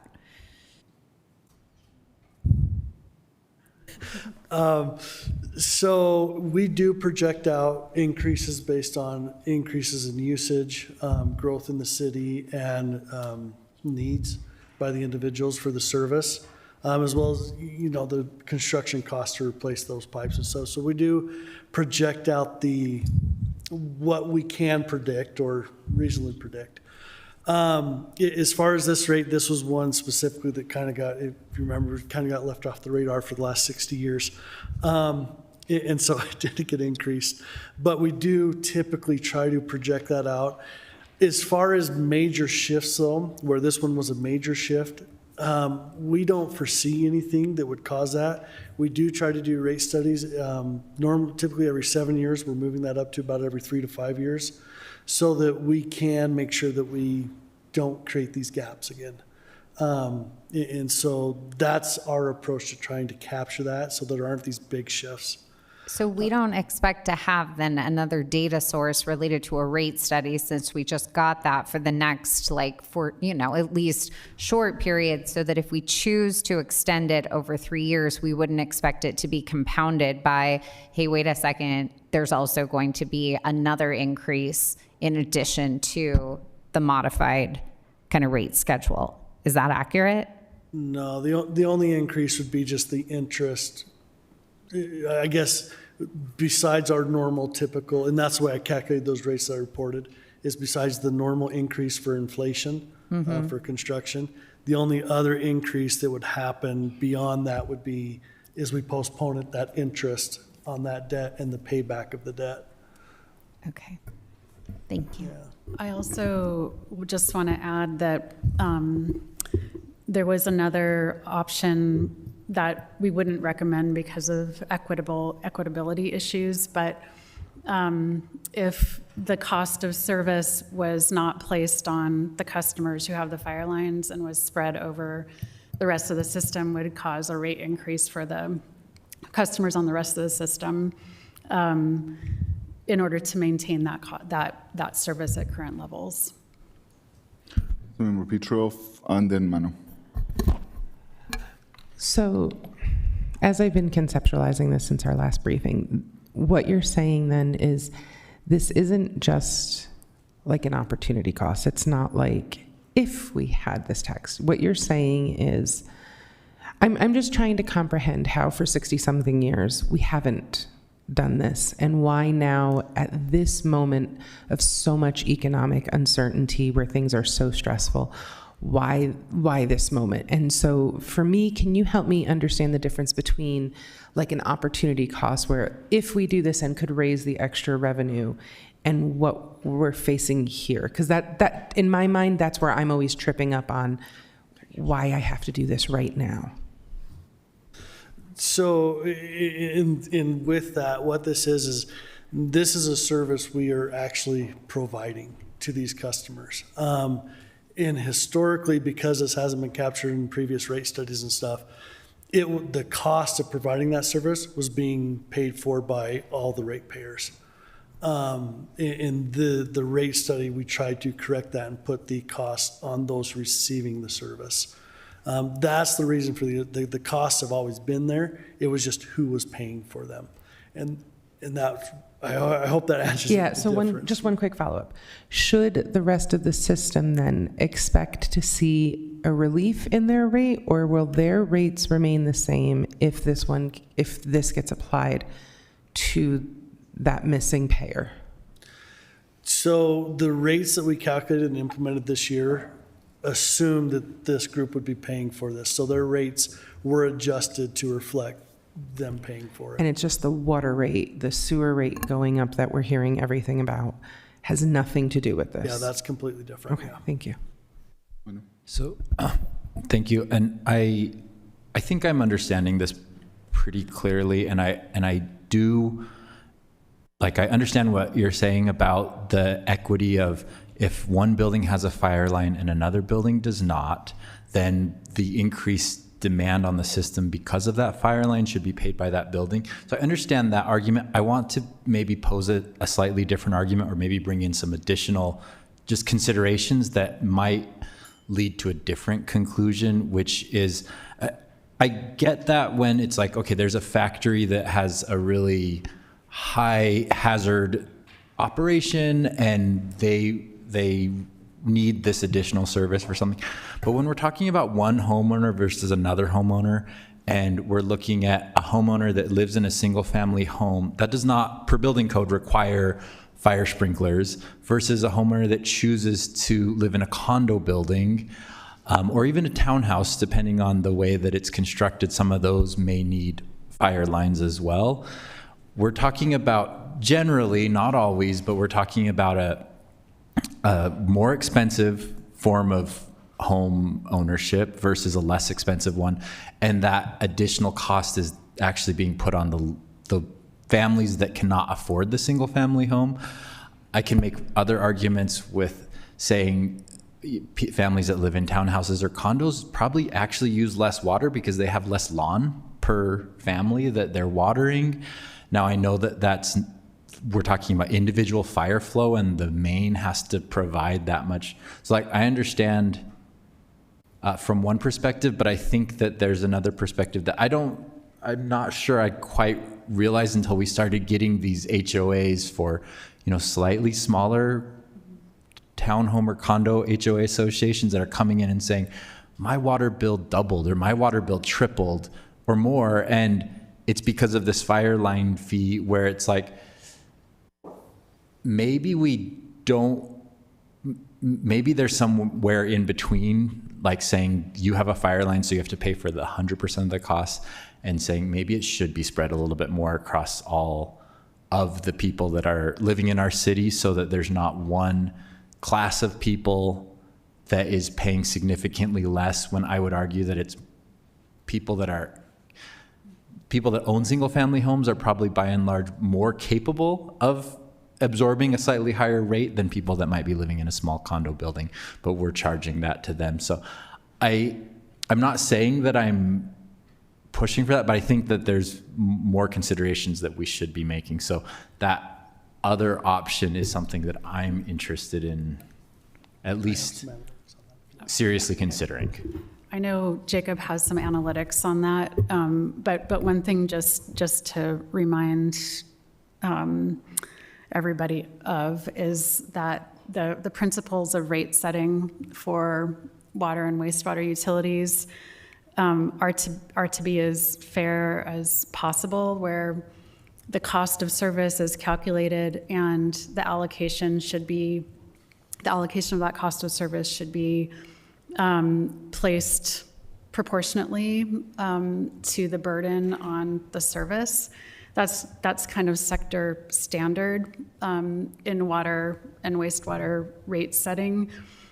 I understand the trade-offs that you're talking about right now. It's just could potentially leave us open to claims from the other side that we're placing the cost of service on somebody who's not receiving the service. So. But I think there's so many situations though where it's all dependent on what street you're on and what is under the ground already, whether or not adding a fire line is actually increasing a cost to the city, right? Because some streets may already have a water main that is large enough to support that, whereas others may not. And so I think that's, to me, there's already a lot of inequities built into the system. When you're building a building, you could be on one street versus one block away. And because the city chose to, with our own money, invest in a water infrastructure on one street, and I happen to own property on that street, not on the block away, I may have to pay my own money in order to develop on that second street in order to upgrade that on my own dime. So there's already things where we've chosen as a city to use whatever general city dollars to upgrade certain pieces, and the properties along those streets benefit from that, whereas other properties do not. So I guess I'm just trying to look at some way of evening that burden out across the whole system. I think the distinction on many of these fire lines is that it's not on public infrastructure. So many of these fire lines are put into private infrastructure on private streets in a planned unit development, so like clustered housing or townhomes or something like that. So it's kind of the developer at the time, made the choice that rather than, they're not developing like a normal lot, they're subdividing a lot, they're creating a PUD, they're creating, a very different animal that the system sees. So that may not be all cases, but that's a large majority of them. Yeah, and I understand that, again, from public utilities, I think you're analyzing it the way that you're supposed to. I think if we put on different hats, we've advocated for a lot of different ways to build housing because we know that we need more housing. So we've actually created a lot of ordinances that are actually pushing for those sort of things that are a non-typical lot, because only building one house on a typical lot is not working for our housing crisis. So I think that there are other considerations we need to take into account. Okay, we're running a little bit behind, but we got some council members that want to speak. So Councilmember Dugan, then Pui, then Young. Thank you. Appreciate the presentation. And I'm trying to wrap my head around again on the cost here. So if we delay the fees from July 1st and refund them for the last 6 months, that would cost the city, or that would cost $360,000. Is that correct? It was $873,000. Oh, $873,000 if we refund them for the first 6 months, and then we start charging them at January 1st at the current rate. And so we'd have to then increase those fees to pay that funding back over. And is that phase one? I wasn't sure if that was phase one or if that was a separate phase. So this approach was presented to me about 15 minutes before I came here. So, okay. So I haven't actually run the numbers on that phase and approach of that 900,000 or 875,000. So I would we'd figure out how much to apply each year, and we would just project that out in the rates. Okay. Thank you very much. Because I look at that going, okay, that is allowing people to delay what they haven't budgeted this for this much money. They now know this is on their doorstep to budget for the future going forward. But then we'd have to increase it at another point, additional small amount to make sure that phases over, whether it's 2 years or 3 years. Yeah. So that's like option whatever. 4, 3. Okay, I appreciate that. Thank you very much. That's the only question I have. I appreciate that. Councilmember Pui. Obviously, trying to solve some of the inequities of the system, and I think Councilmember Mano's point, it's really hard with the policy and rules that we have to abide by, right? Because we we have to recover some of the cost, and the tools that the state is allowing us, one of the tools that the state allows us to recover some of the cost is to apply fees for specific services we provide. And to the example given here, even single-family homes sometimes have to upgrade sewer lines because they may not have one, right? And available in that has happened a couple of times in my district. We probably talked ad nauseum about a few of those examples. But so there is inequities built into the whole system throughout. So I feel like it's hard to solve the inequities right now with this one tool. I do appreciate that. By fixing this issue that's been, we've been subsidizing in so many ways for so many years, that the rest of the ratepayers are going to see a bit of they're already seeing, I guess, a little bit of a impact in the positive for them. While it might not seem a lot, it really is how it's supposed to be. With the rules that we are following. So generally, I support that. I support this approach, acknowledging that I agree that there's a lot of inequities about how this works. And one of the things that also makes me support this approach is that you have worked out the future of this and believe that there is not going to be any other needs generally for any adjustments, which to me is important, considering the environment that we live in and the economic pressures that our neighbors are feeling. So generally, I'm supportive of this as stated. Councilmember Young? Yeah, I just want to build on something Councilmember Mano said. I think we have two issues. I think one of the issues is so how do you predict forward rate structure, that is representative of not just usage, but also something that individuals can plan for. And I think that's what I read in the rate study was that, to go, it's all infrastructure or it's all usage is bad, because then we end up with, inequities in different ways. And that it's this combo unit of both the usage as well as the infrastructure that allows us to try and achieve the best middle ground we can with the limited inputs that we have.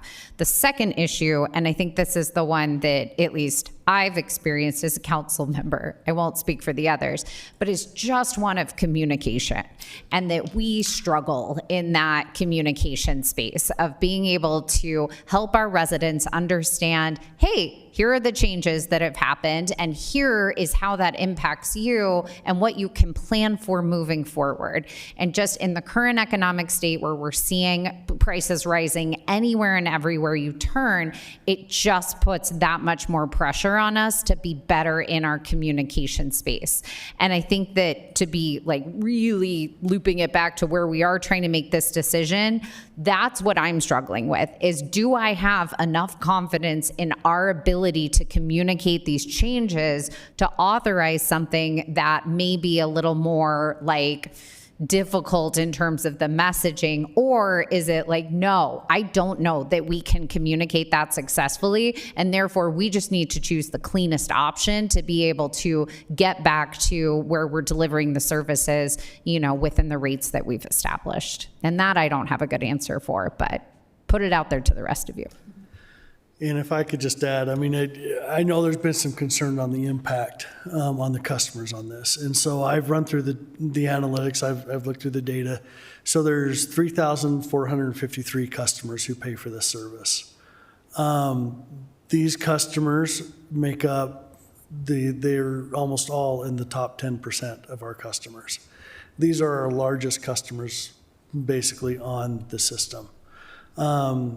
The percentage impact of their bill is under 1% of their total utility bill that this is impacting them on average.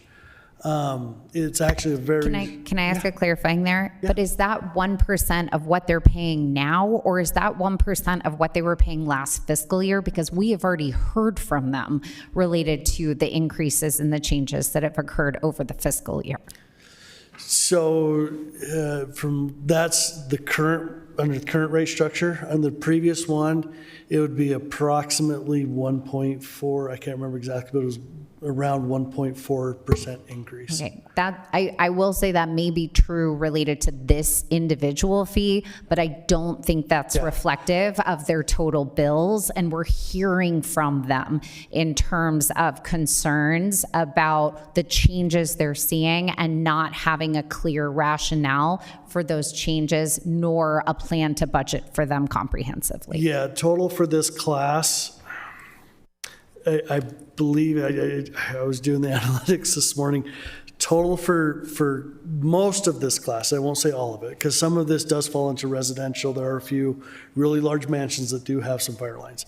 But the commercial side of this class is seeing approximately a 30 to 35% increase on their total utility bill.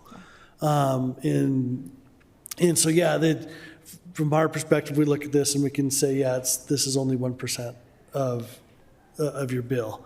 And of the customers, I've gone through customer service. Of all these customers, we have had many call in specifically about this. They've called in thinking it was a mistake. When we explained to them, no, it was a rate increase. We explained to them why. They've all been okay. I have some people I can send you that aren't okay. And that's where I'm coming from, is trying to figure out the best solution that allows you guys to have the resources to continue to deliver on.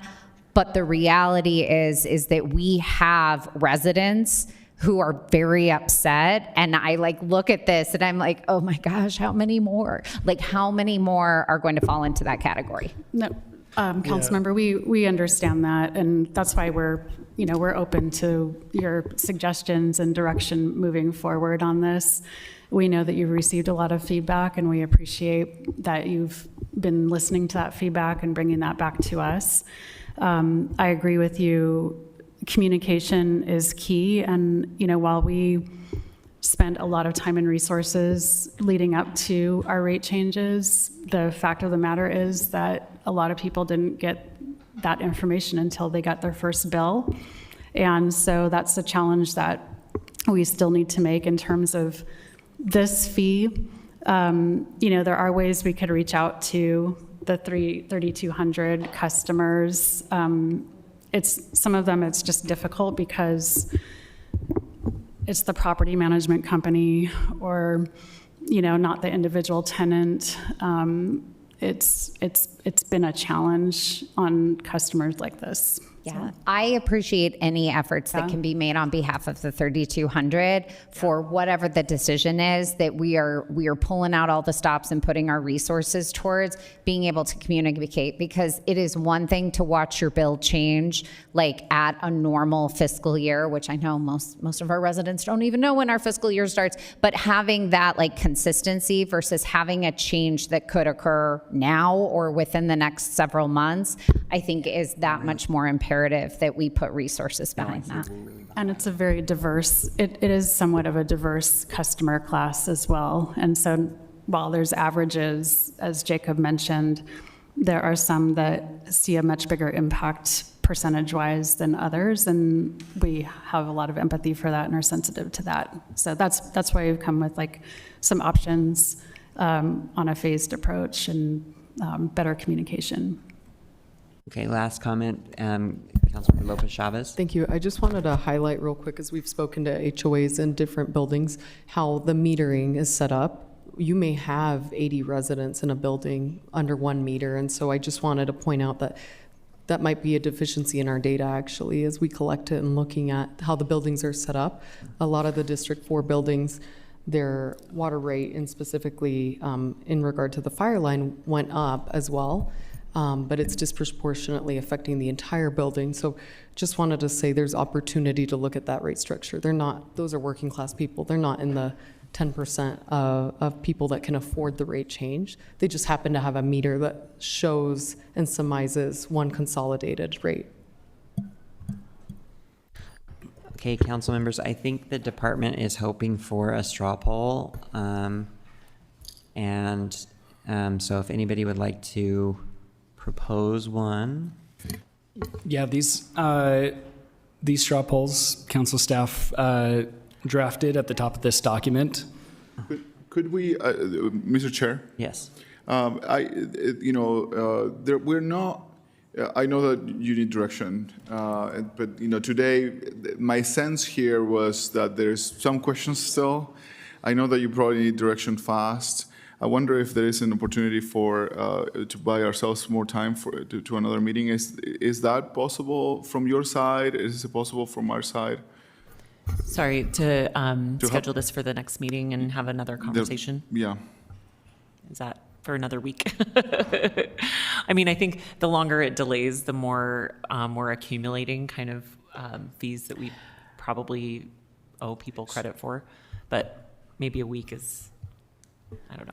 We are open to whatever you need. I mean, it does get more complex the longer it goes, but we want to make a good decision here too. I need more time to interact with this to make my straw poll will be based on instinct and not data. I need another week to go deep on this, please. I will allow us an opportunity for all to chat a little bit too. So maybe 1 week, if that's okay. Okay, we will put this on for December 2nd. And all right, thank you. Appreciate it.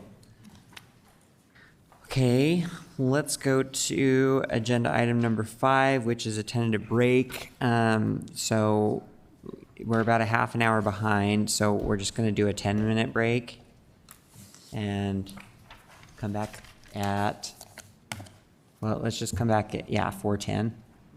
Okay.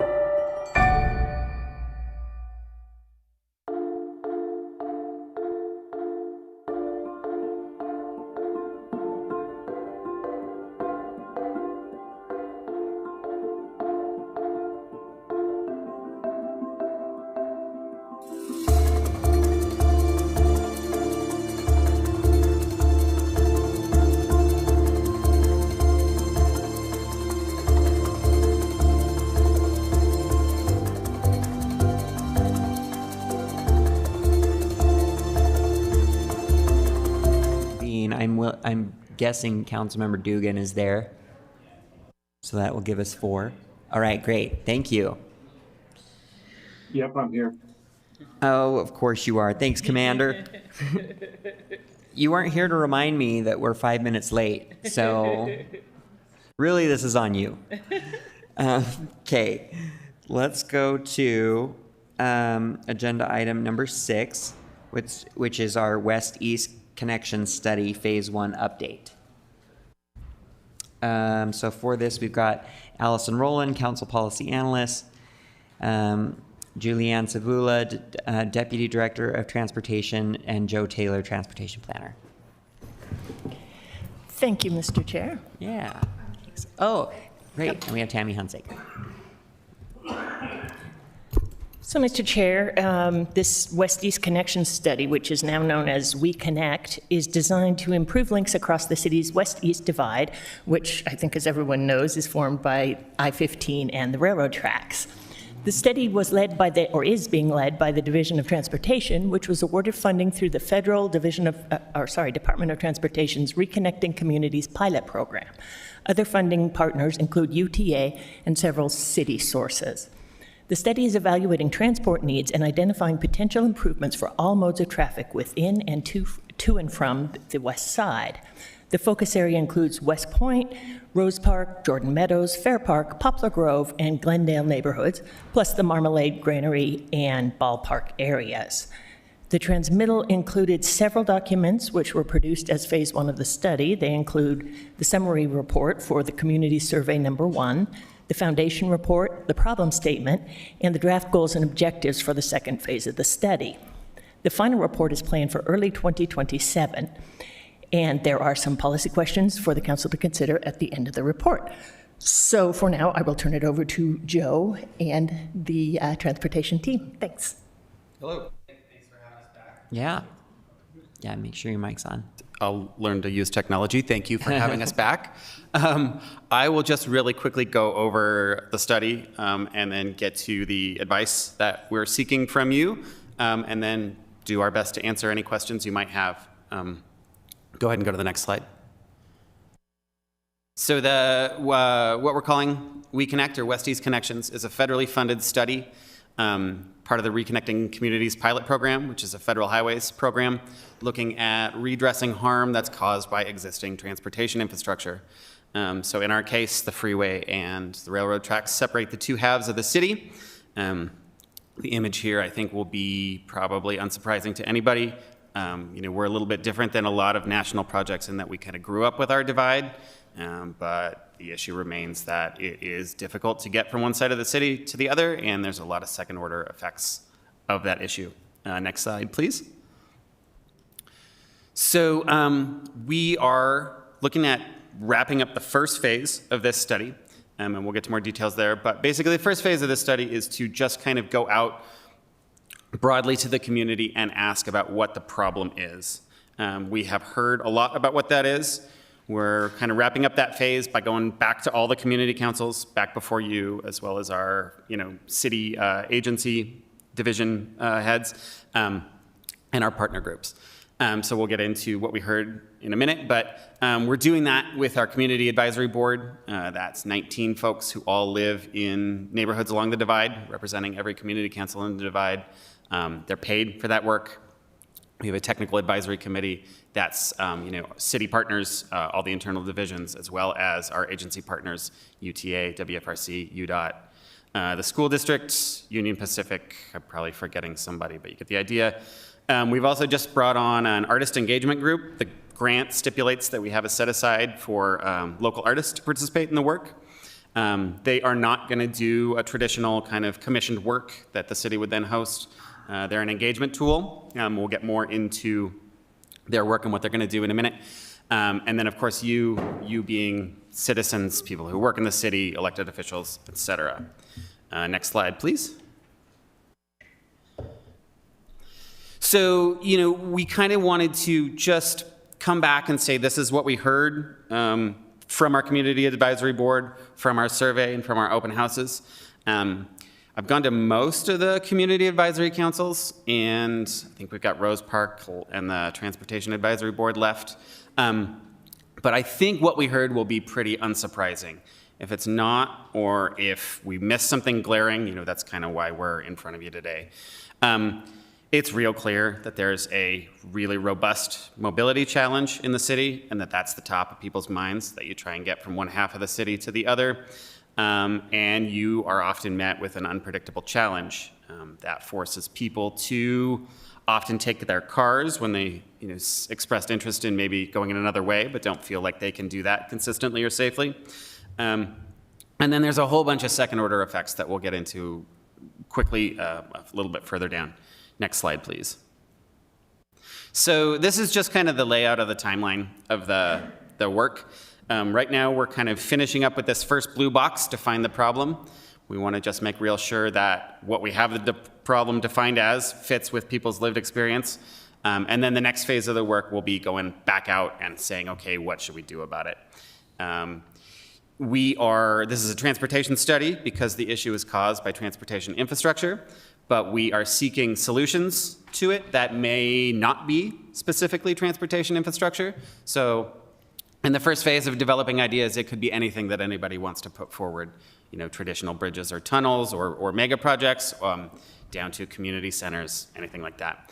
And then we've got a really robust team of engineers, economists, planners, urban designers, et cetera, that are going to analyze all those solutions. We're going to come up with what we think best fits the problem statement, what we think has a high degree of success, and come up with a plan of what we think we should do. The final bit of that work would be to, address how we might fund that work. This is a planning study. It does not have capital dollars attached to it. Next slide, please. So I think this image just kind of nicely represents what I think we all know is the issue, that there is this big divide between the two halves of the city, that there are a limited number of corridors by which you can cross it, and that each one of those corridors has their own challenges presented to almost all modes. And then just throughout the divide, both at the corridors where you can cross it and otherwise, it's often an undesirable, dangerous, or difficult place to be. Next slide. So just getting into what we heard, we kind of broke it down into 4 categories. The first is travel choice. Obviously, there are barriers to getting where you want to go, how you want to get there.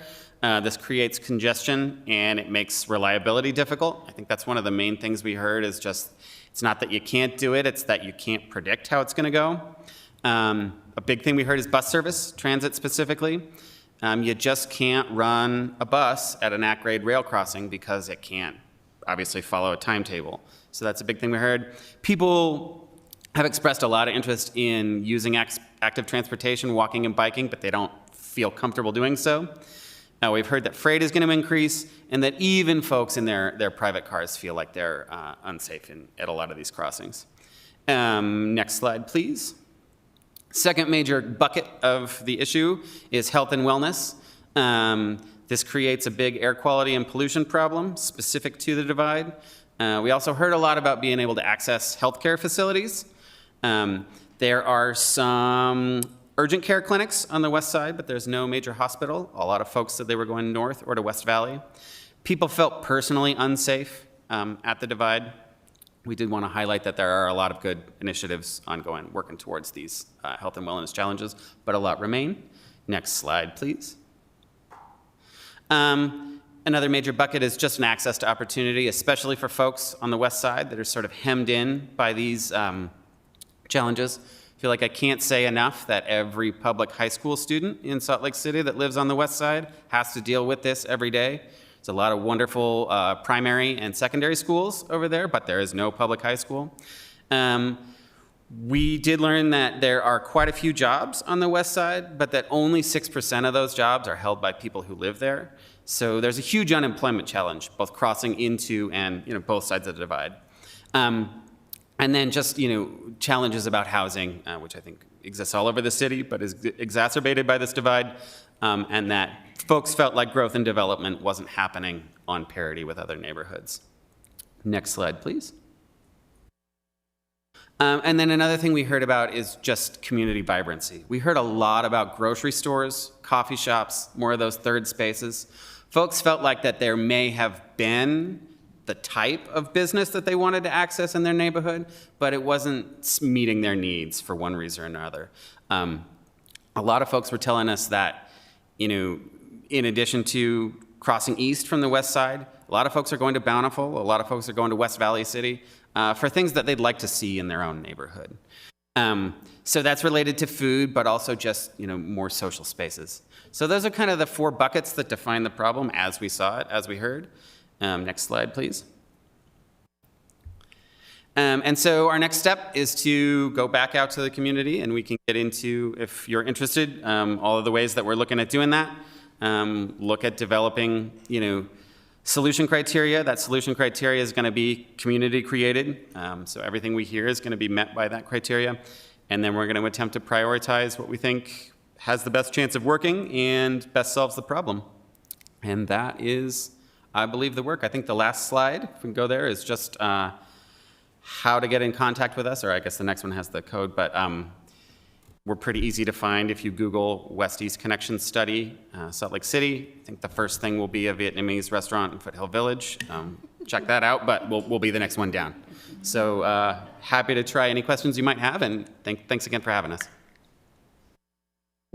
Okay, council members, questions? Yes. Councilmember Pui. Thank you, Mr. Chair. Certainly I live this every day, much like many of my neighbors do, and I've been pushing on this issue for a little while. To be sincere, this is probably one of those Olympic legacy changes that we have to do. This is reconnecting our community completely. This is, to me, very high in the issue, and I know for many of those neighbors that never go to the west side, it's not that real of a problem, but it really impacts our west side people the most every day to crippling our success, our chances to success. And I'm excited to see that that we are gathering some of the information and compiling it and looking forward about the options. I struggle a little bit with some of the feedback and not getting enough of the representation that comprises the area the most. So I would love to see what are we going to do in different stages to make sure that there are more Latinos engaging with this survey, because we obviously didn't do it right if we didn't get them right. And I try to do interviews at the train crossings. I try to do door-to-door surveys on this. I mean, I've been trying a lot of things, so maybe some of us might have some thoughts about how to engage on this issue. And just to clarify, on page number 4 of your document, on the transmittal, it says on number 1, on the second bullet point, the maximum times observed for a single blockage range from 23 minutes to nearly 14 hours. Is that correct? Is that a typo there, or is it 14 hours? I believe that that's correct. Yeah. And I experienced very long block crossings in there, and even so, even some of those that you were stuck, you were trapped, by other vehicles. It's not like you could turn around and, take another crossing. If you were a foot or on a bike, good luck, right? Or in a bus, and it was just astonishing how bad those crossings are. And I can tell you about businesses on the west side, large and small, that they will tell you that they basically have to change their work schedules because of people being late and stuck. And that affects their production lines and everything else, because they can see their train blocking, probably dozens of employees. The effects of this issue is huge on the west side, and I'm excited that we are, finally sort of coming to the realization. I'm excited about getting this grant from the federal level. I appreciate the administration for pushing on this when we were gathering. I was frustrated on how long it took us to get to the this phase, but we're here. So I'm going to try to focus on the good. From the community, I tell you that this is impactful, and I know that the change will be whatever the options are, will be a big deal for the community. And I will love to highlight that train info and those screens, while they are not perfect, and it's a beta test pilot type of project, I heard at the beginning of it that it was encouraging to see some of that, while people still didn't get the whole picture of how it could be if there were dozens of them, even where, it will tell you not to turn on a street because it's going to be blocked or is blocked, so you can go straight, on the street and go over the bridge, for example, right? Like something as simple as that will make our lives significantly better. So that's certainly why I've been pushing on that project. So again, I'm excited about this. I'm excited that we're putting that into paper and into our documents, and looking forward about solutions. Thank you, Councilmember. Really quick, if I may share some information. We recognize that the community outreach that was done through phase 1, specifically through the survey, the demographics didn't meet the demographics of the neighborhood that we're trying to target, and we implemented various strategies to try to rectify that, but it still was a little bit off from where we wanted it to be. So the phase 2 engagement that Joe and his team are about to embark on, it's much more robust, and it includes going out into the community, meeting people where they are, working with community groups, existing programming, the school district. And so we're optimistic that we can target engagement better in phase 2, and phase 2 is more developing the solutions. Good. And I would love to say that engaging people, thank you, Mr. Chair, sorry, I'm jumping the line. That, matching the community with, those asking the question will make a big difference on trust levels and opening up about the issue. So thank you for the work. Yeah, and we did translate all the materials into English and Spanish. Actually, some of the videos that were produced were in Spanish only. So we were making efforts, and we do recognize we can do better, and we have strategies to do so. Thanks. Councilmember Dugan. And then Councilmember Petro. Thank you, Mr. Chair, and thank you, Joe, for the update and the briefing. And I appreciate it very much, and I appreciate the work you're doing here, and the comments from Councilmember Pui. My comments more is in the future, because I think we have an easy time to put ourselves in today and go, oh my God, I can't go down 900 South because there's going to be a train, or 200 South and there's going to be a train, or somewhere there's going to be a train. So I'm always diverting myself, and I already know that route to go to work. But in 10 years, when Front Runner is at 15-minute cycles, and the crossings are twice, when the freight increases, when the traffic out to the baseball stadium and the west side starts to develop, the impact in 10 years on these crossings, on this east-west divide, are going to be, I'm probably use the term, exponential compared to what they are now. And so when we're going out to the community, are we discussing what it's going to look like in 10 years and not just today? Because today is bad, but in 10 years it'll be far worse if we are to remain in the same position we are now. And I know that's hard to visualize, but are we talking about 10 years from now instead of 2025, but 2035 when we're talking to the communities? Yeah, thank you, Councilmember. So in this first phase, we really wanted to just hear what folks had to say and kind of represent what their lived experience was today.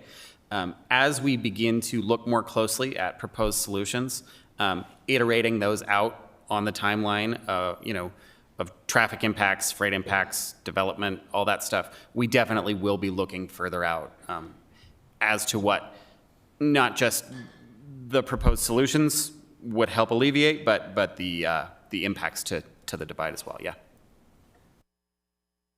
Thank you. Council members, other questions? Oh, sorry, Councilmember Petro, I already called on you. Thank you for this. In addition to the ethnic issues, we have a disproportionate number of people who are living at area median income responding to this, and a disproportionate number of people who own homes, which is not representative of the demographic that is experiencing the transit burden in addition to the cost of living burden. So anything I can do to help you dig more into that demographic, these are people who are likely already concerned with transit things, maybe people who listen to podcasts about it or find it, something interesting, or already partake in active transit options. But if we really want this to be available to more people, we need to do better at not just crossing the ethnic barriers, but maybe go into some workplaces and really target people where they are in more organic settings to make sure we have a comprehensive policy that doesn't just reflect those who are likely to tune into this kind of issue. But thank you for the work you've already done. I know this is east-west connections, but if we fail to strategize and take this moment to address the way the north-south intersection, I see that we talked about 900 West, but the closure of 1000 West has impacted neighborhoods significantly. 800 West is similar, meaning if you are north of the rail lines and there is something blocking 600 West, 800 West, 900 West, and permanently blocked 1000 West, your option is to go over the viaduct into downtown via North Temple and circle around, or to go all the way down to Redwood Road, both of which are already congested corridors. Even if you're in a car, it's a terrible, infuriating thing to have to do if you're using active transit of any type.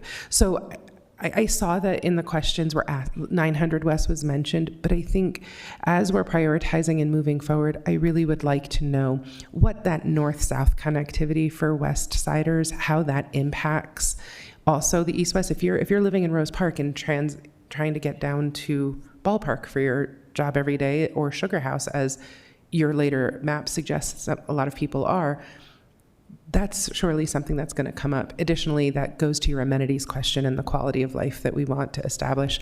I am on record as saying I paid lots of late fees to my child care provider that was north of the tracks because I was stuck south of the tracks unexpectedly. So, it's a quality of life issue. So I want to make sure that as we're working through and looking at this, the north-south element of this isn't ignored because of those, just because we're so hyper-fixated on the east-west. Thank you. Yeah, thank you. We did, and I would like to acknowledge your criticism, because I think that at the heart of this study is trying to enfranchise people that feel like they don't, get to participate in the delivery of transportation infrastructure for whatever reason. And, if you look at the results, the demographic results of the survey, we're not living up to that. So one thing I will say to that is we are moving into the next phase. Our engagement is all neighborhood specific. It's all led by the artists and the Community Advisory Board. It's largely to take place at trusted third-party institutions, rec centers, neighborhood house, places like that. We're looking at finalizing those dates for January and February right now. We'd love to share that with council staff and take any advice and any propagation that you might want to offer. That would be wonderful. And we also did hear a lot about that north-south divide, and it's definitely something that. And I just want to say, it's not that I don't want these people to be heard. I just want them to be more proportionally represented. I'm very, very thankful for the people who took time to respond, and their experience is also important as we decide this. Thank you. Councilmember Young. So I'm just going to build off of that with a suggestion. So as we look forward, not just specific to this study, but any of the community engagement we're doing, I would personally love to see us prioritizing in RFP scoring mechanisms and strategies to be able to make sure that we have representative demographics and geography in terms of respondents as part of our procurement process. It's great to discuss after the fact here and to, brainstorm here are things we could do differently, but I'd actually like to see it on the front end in terms of being able to provide scoring and incentivizing, those of you who can bring forth better strategies for us to have that better representation, those are the people then we're going to, lean towards in terms of awarding contracts to. So just wanted to put that out there as kind of a generalized request, not just specific to this study, but as we look ahead to other engagement efforts, what can we do in procurement to be able to set the stage for it as opposed to trying to deal with it on the backside. So one of my favorite things about this project is that I didn't write the grant application, so I can brag about how great it is. And one of the things it has is that it includes a dollar value set aside for paid community advisory members and for local artists. And I think that really opens up a whole lot of possibilities in that RFP process, just in that it's not just going to be city professionals and consultant professionals that are working on this, but that you're really taking the community's input at a value that you're paying them for their time and consistently throughout the whole project. So I don't know that that's by any means a silver bullet, but at least in this work, it's been really, really great. Yep. And for me, it's more so looking forward at future projects where we've already seen this survey delivered and we're seeing what the outputs were and where we see gaps. So I just want to see us being proactive about trying to solve for that in the future, again, beyond this project. Thank you.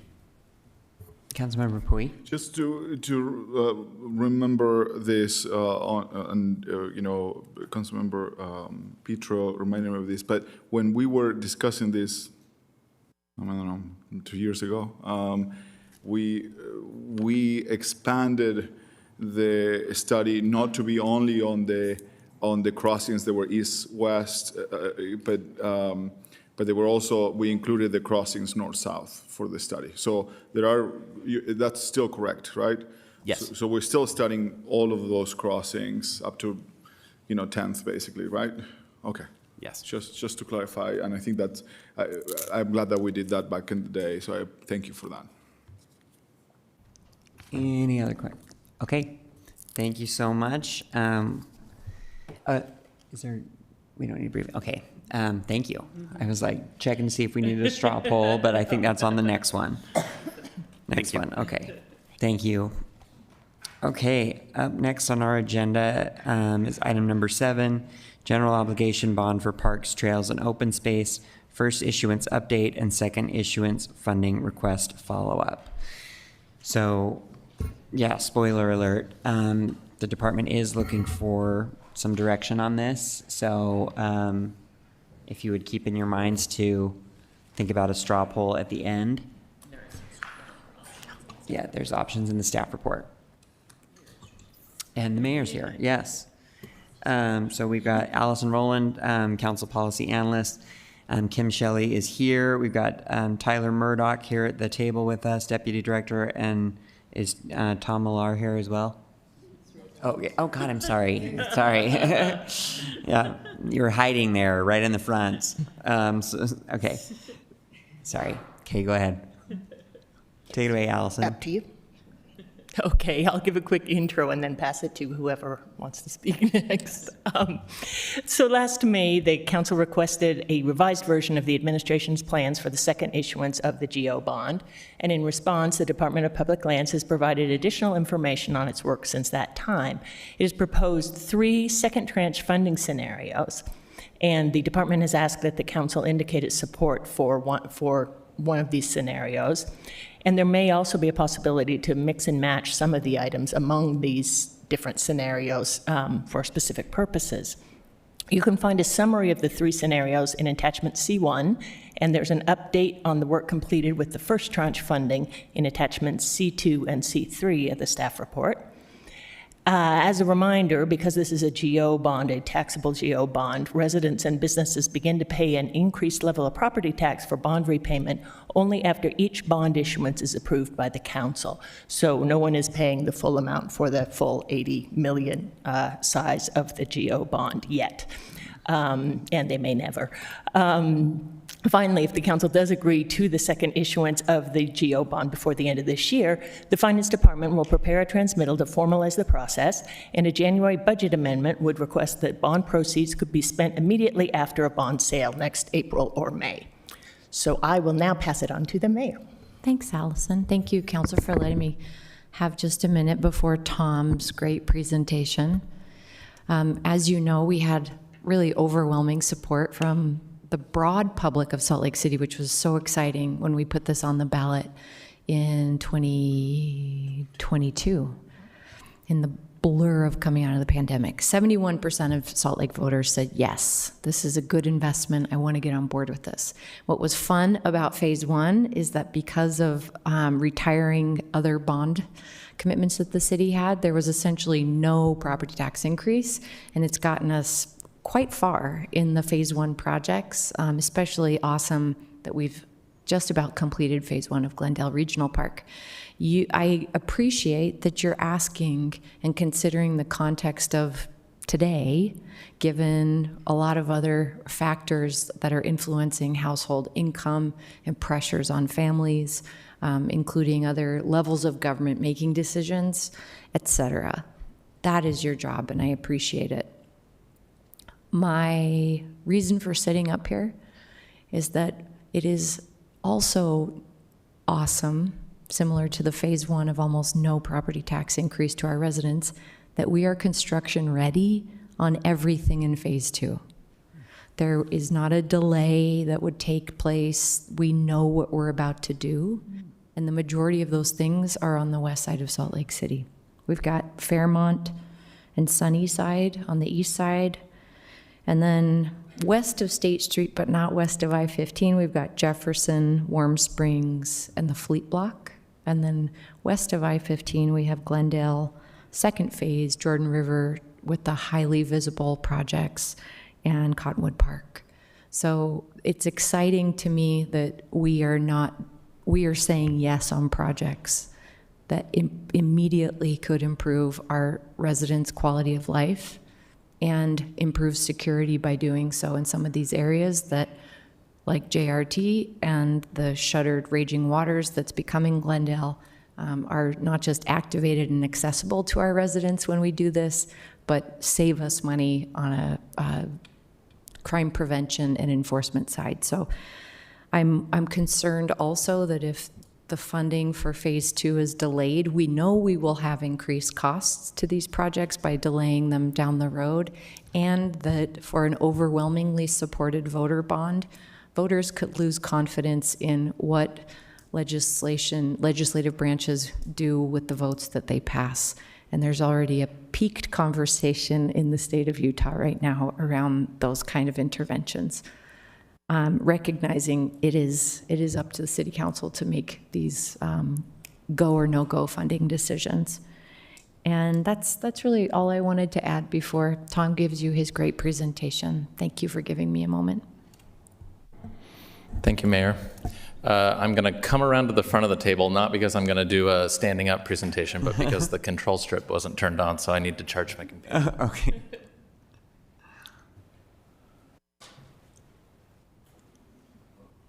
Huh. Works now. Otherwise, we were going to have a half of a presentation. All right, give me just a moment to start sharing my screen from here.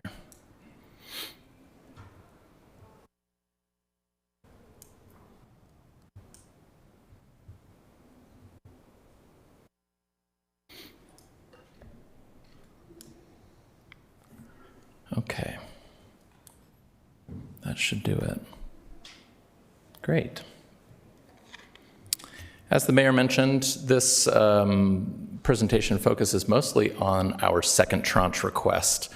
And last time we came to you was May 13th. We had one scenario that we put in front of you, and there were probably a lot more questions than we were able to answer in that amount of time. This time we've changed the approach slightly and have some scenarios.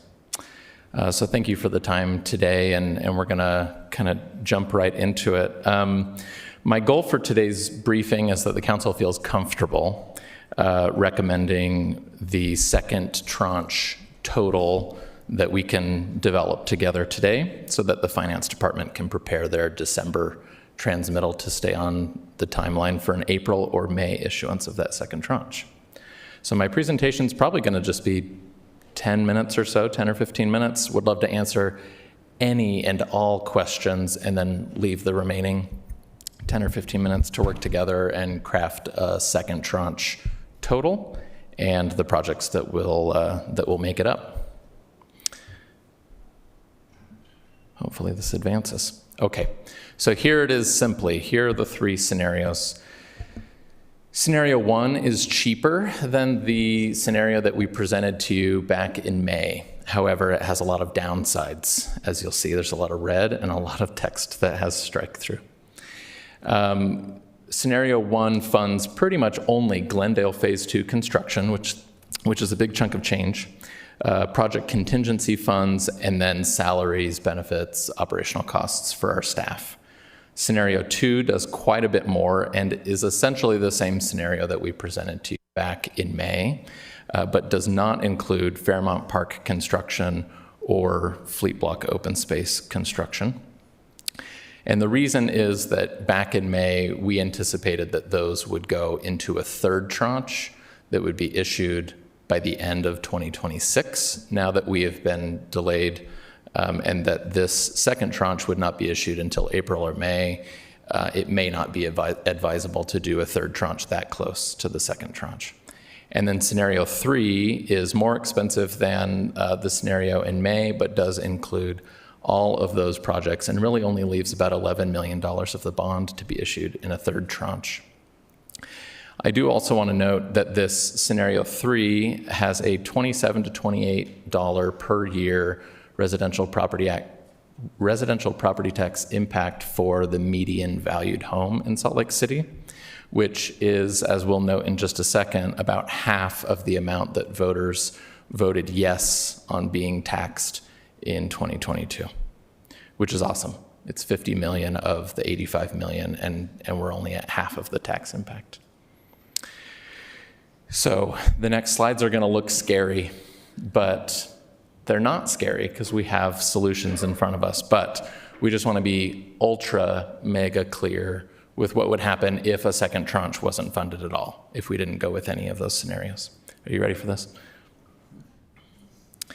As the mayor mentioned, a diminished public confidence in the departments and the city's ability to deliver projects, fewer amenities that Salt Lakers voted for, and more expensive projects. And we don't want that. We want as many things as we can possibly get that the public has told us that they want. We would actually spend the first tranche slower if we don't issue a second tranche. We have many current consultants and contractors on board who would have to pause their work if we were unsure as to when the construction would begin on those projects. We also wouldn't be able to reimburse the general fund for the salaries, benefits, and operational costs of our staff who are focused on the bond and time limited in their positions. And then lastly, and this is the scary prelude to the next slide, delaying construction on half of all bond projects. Are you ready for this slide? Yeah, that is scary. It is scary. I wasn't ready. It scared me when I made it too. So if the second tranche isn't funded, we wouldn't be able to move forward with Glendale Park Phase 2 construction. We wouldn't be able to move forward with construction on Fairmont Park, on Fleet Block Public Open Space. We wouldn't be able to achieve the full build out of the Sunnyside Park design that we're working on right now, potentially putting at risk the $4.2 million that was donated by the University of Utah contingent on completing that project by July of 2027. And then we also wouldn't be able to do the full build out at Cottonwood, at Bend in the River and Modesto parks, along the Jordan River corridor, as the mayor mentioned, in Jefferson Park, in Warm Springs and North Gateway parks, and once again, wouldn't be able to refund the general fund for salaries, benefits, and operational costs. But we have hope. So we got the doom and gloom out of the way. And now here's our hope. As the mayor mentioned, 71% of Salt Lake City voters approved this bond, and it is a little bit of a different bond than the last big one that we had, which was the streets reconstruction bond. That was a tax-exempt bond, the tranches of which had to be spent within a strict 3-year window. A taxable bond is much more flexible. It's roughly a 3 to 5 year window. And again, we mentioned earlier that the maximum property tax impact of a median valued home in 2022 in that ballot language was $54.80.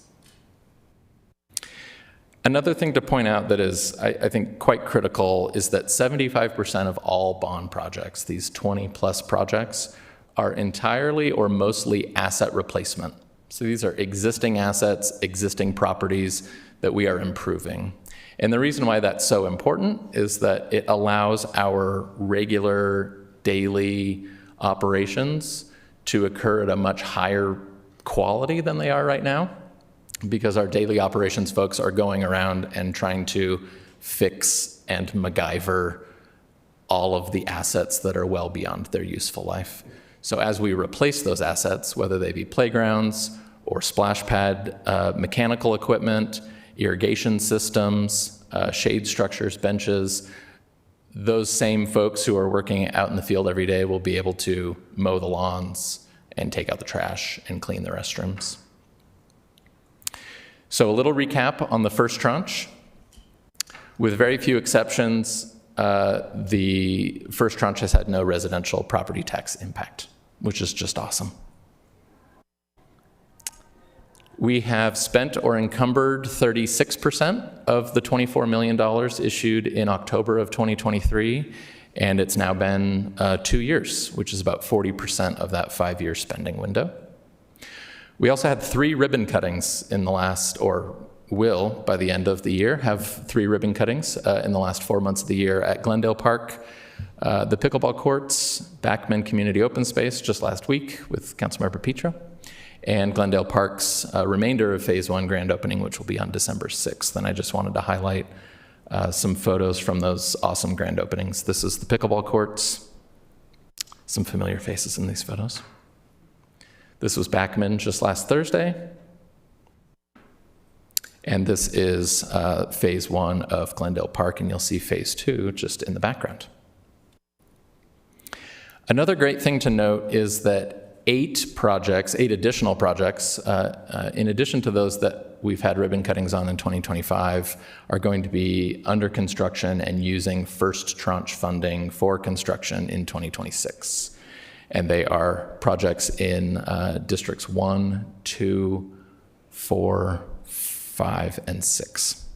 Liberty Park is currently the only one that's under construction. That's the Rotary Play Park improvements. But these other 7 will be under contract and beginning construction in the spring and summer. Now back to the second tranche and our request today.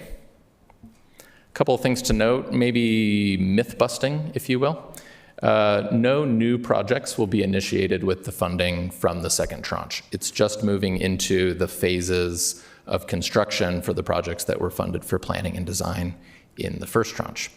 So in every scenario, all 3 of those scenarios, 95 to 97% of all of the funding, no matter which one we choose, is going to be for construction, for actually making the improvements and showing that progress.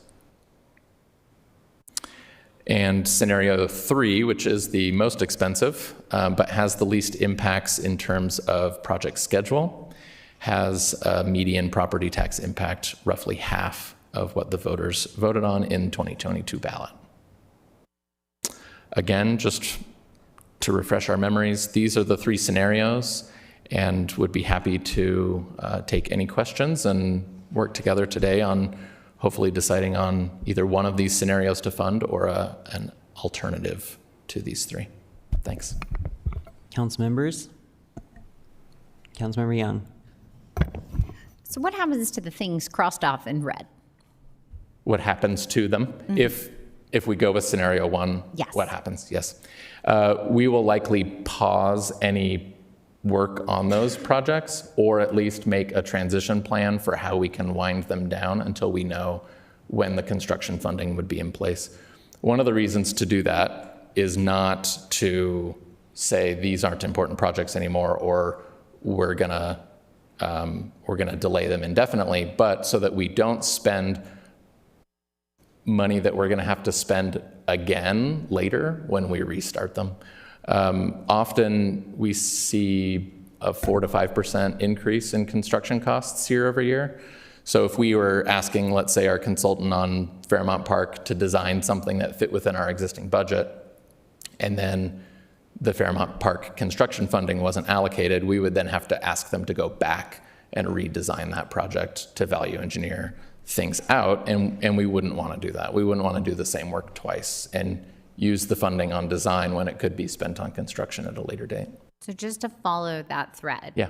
Can you project, or give estimates, what kinds of costs would we be potentially incurring in that situation related to redesign? You mean like an order of magnitude cost, or? I'm thinking in terms of dollars. So are we talking $1,000 and we're back on track? Or is it $100,000 to redo a design? I'm looking at the bullets on that list and I'm multiplying in my head. So I'm just trying to figure out what my number I'm multiplying is. Yeah, that's a really good question. I think it does depend on the project. If I can turn my brain on, in that part of my brain on for a second. Let's just take Fairmont, for example. If we said construction funding wouldn't be available for Fairmont until, let's say, late 2027, and we bid in 2027 for construction in 28, that would be about a year delayed, right? Meaning that we probably have 4 or 5% less of our budget, of our construction budget, going to those same amenities, which in the case of Fairmont would probably be about $200,000 or $300,000 increase for 2028 construction versus 2027. Then you would factor in the contract that we currently have with that consultant. We would probably have to cancel that contract and then potentially re-up that contract once we got to that point. And that may incur costs for procurement, for advertising, rebidding, and staff time.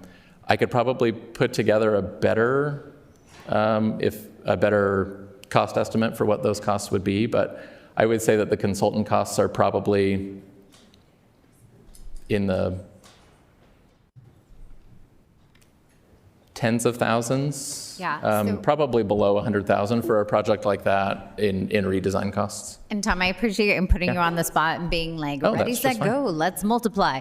But I think what I'm trying to get at is, so I see the top line numbers, and I think that we're gonna have a lot of residents who see the top line numbers.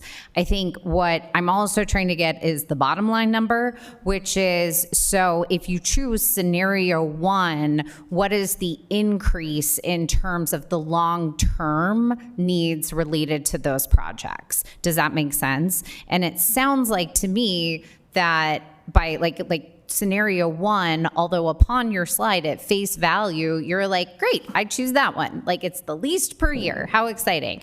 Is that if I go through the list, you're like, yes, but in the long run, you're going to be paying more related to achieving these same outcomes, and it's going to take longer.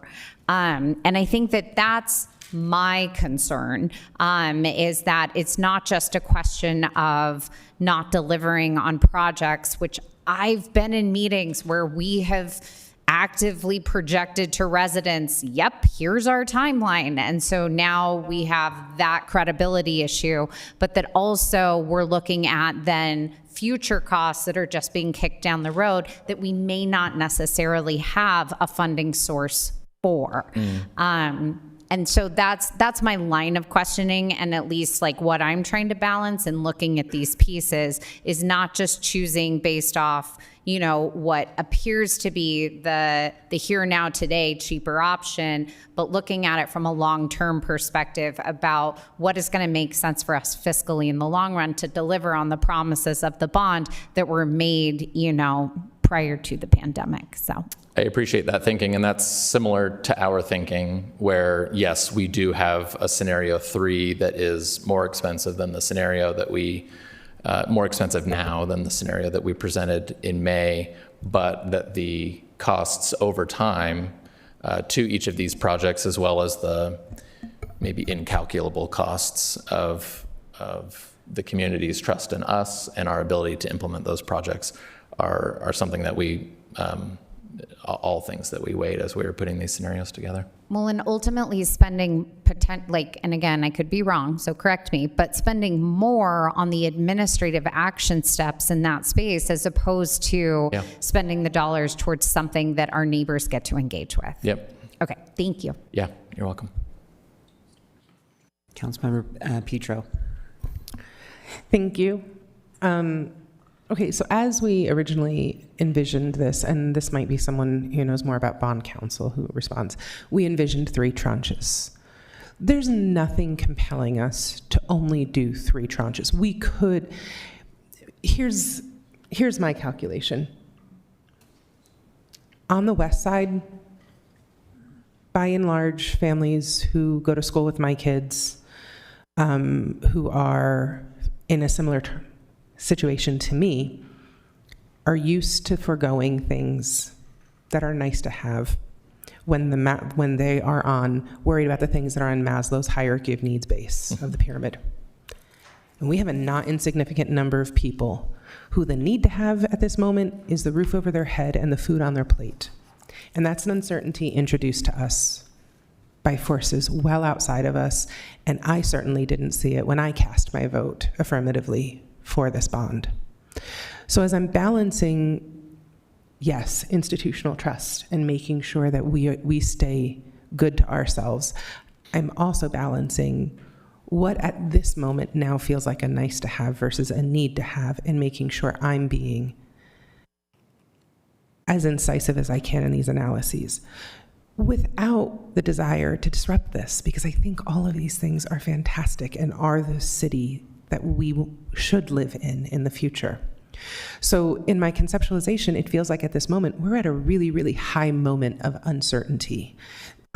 Lest we forget, we had a family call in an abduction this week because they had a family member taken by an unidentified federal agency.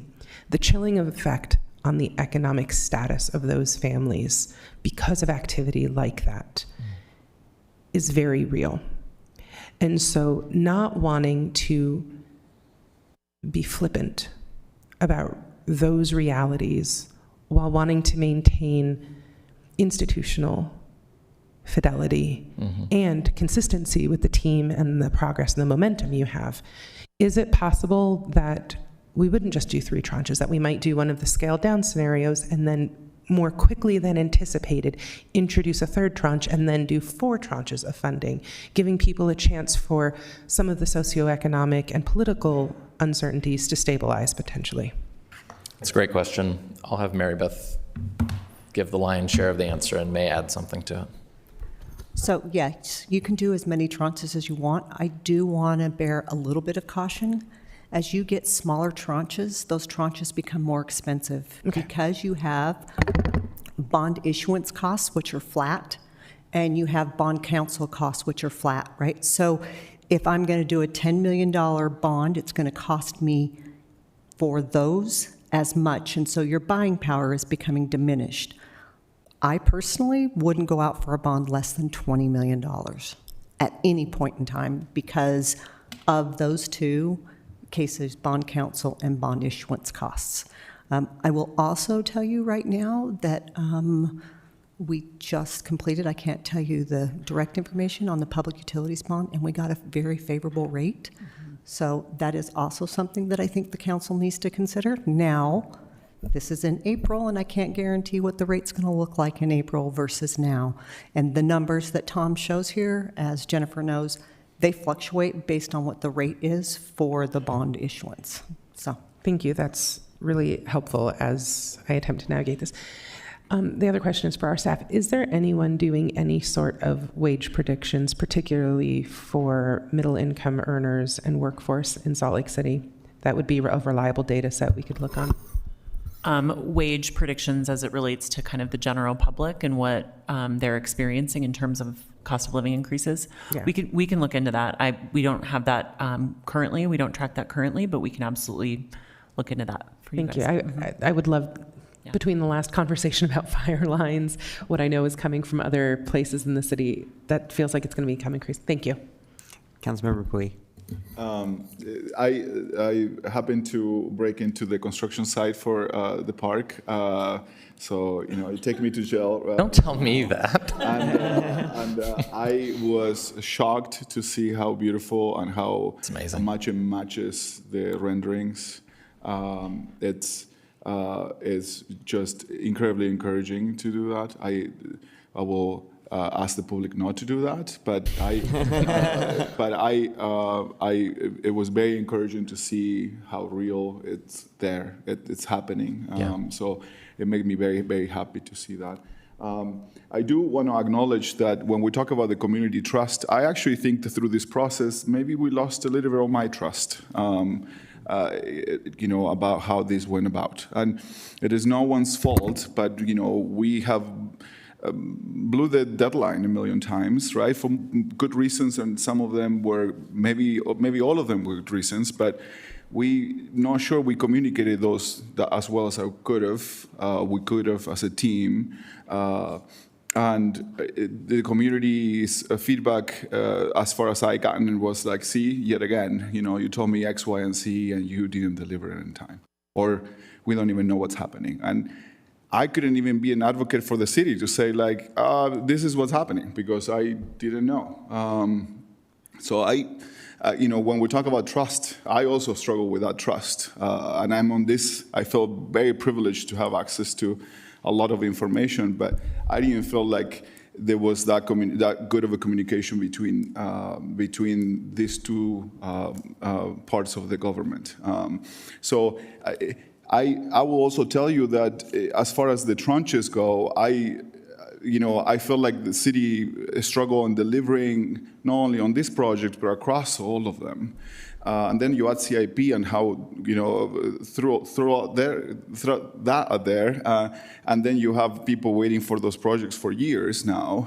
And I don't know about trust when we're talking about that, right? So I struggle with. I want to see all of those things completed. So in that we are in agreement, and I was supportive of the bond, and I still supportive of the bond. I'm thankful that the voters did this. I think this is going to be one of the biggest, more impactful investments in our city's open space in decades. but I struggle with how do I tell my neighbors that you are shovel ready? Because I am not putting, I'm embarrassed to say that and then not being able to deliver anymore. So if I'm going to support any of these scenarios, and I'm hearing you're shovel ready, I want to know that we really are. And so I want to know, how are you shovel ready for them? What things happen, I get that, right? But what communication you're going to have with us and with the community as well to tell us what's happening when those problems arise. Because that's how we are eroding trust.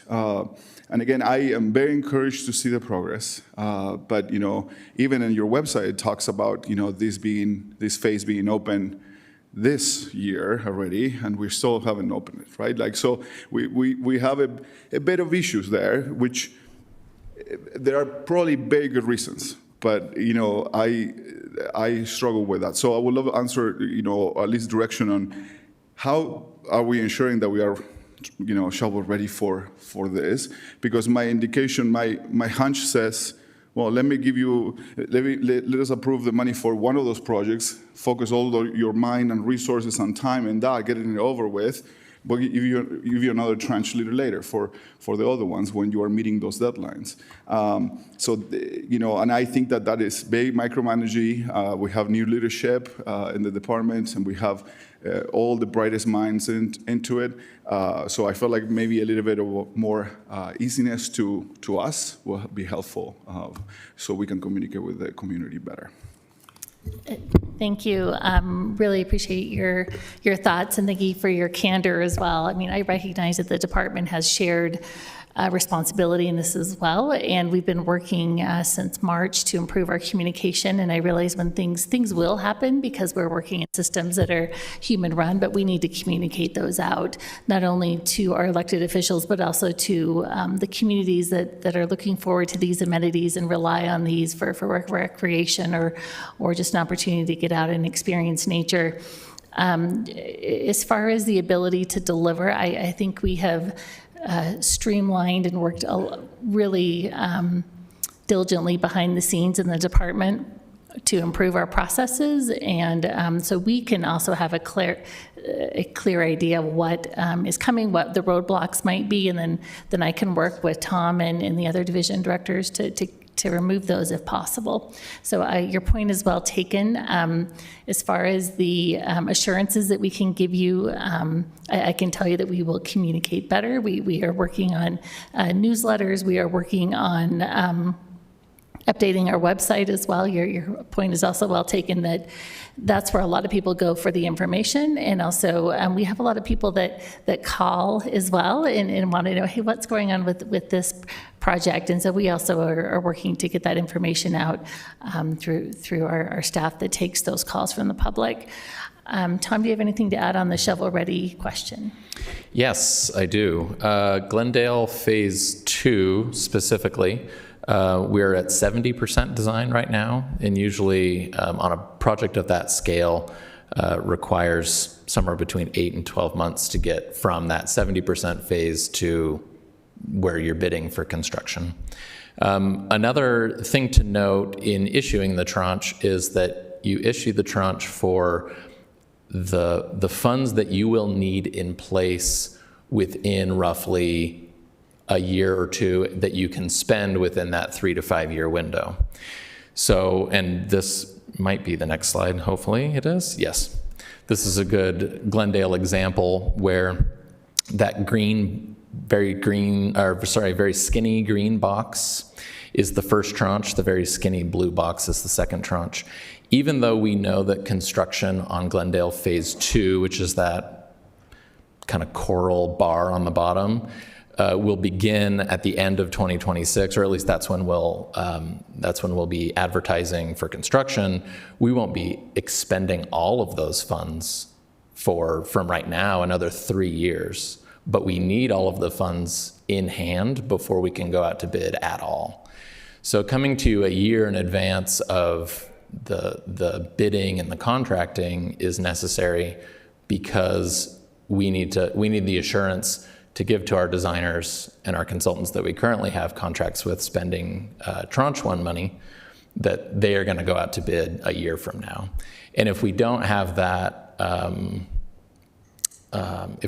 assurance, or we don't have that funding in place, that's what causes those compounding delays, and that would be caused by delaying the second tranche in this case, and in the case of many of these projects where the funding that is needed is not funding that we're going to spend tomorrow. It's funding that at the pace that we go with issuing these tranches will be spent as soon as the funding becomes available. We go out to bid, we have somebody under contract, they issue their first invoice, and then we pay it. And that process can sometimes take up to a year.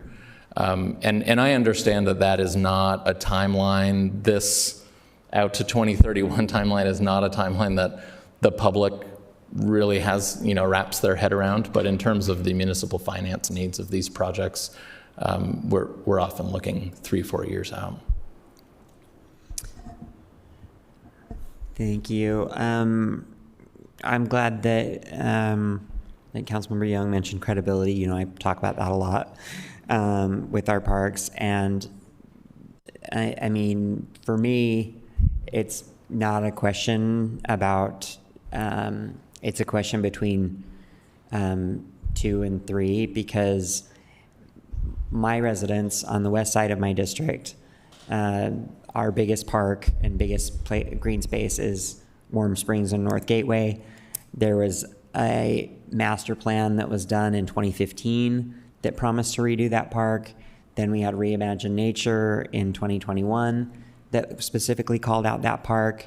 Then we had another plan and designing session in 2023 for that park.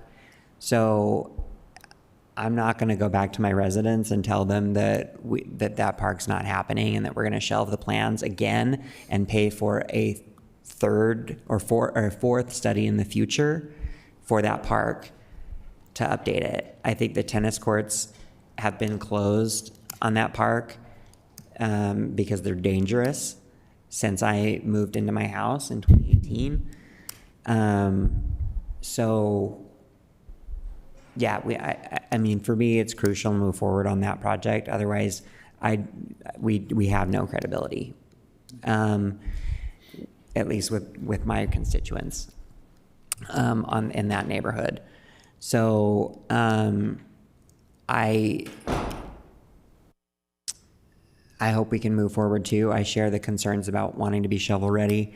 I share the concerns about saying, what this means during budget season, and saying, well, you approved the second tranche, but in order to accomplish that, we need to have this other increase here and this other additional FTEs there.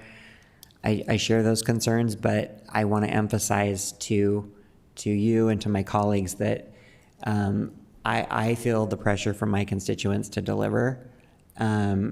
I am supportive of moving forward. I think we should do scenario number 3, even though I understand the concerns fully.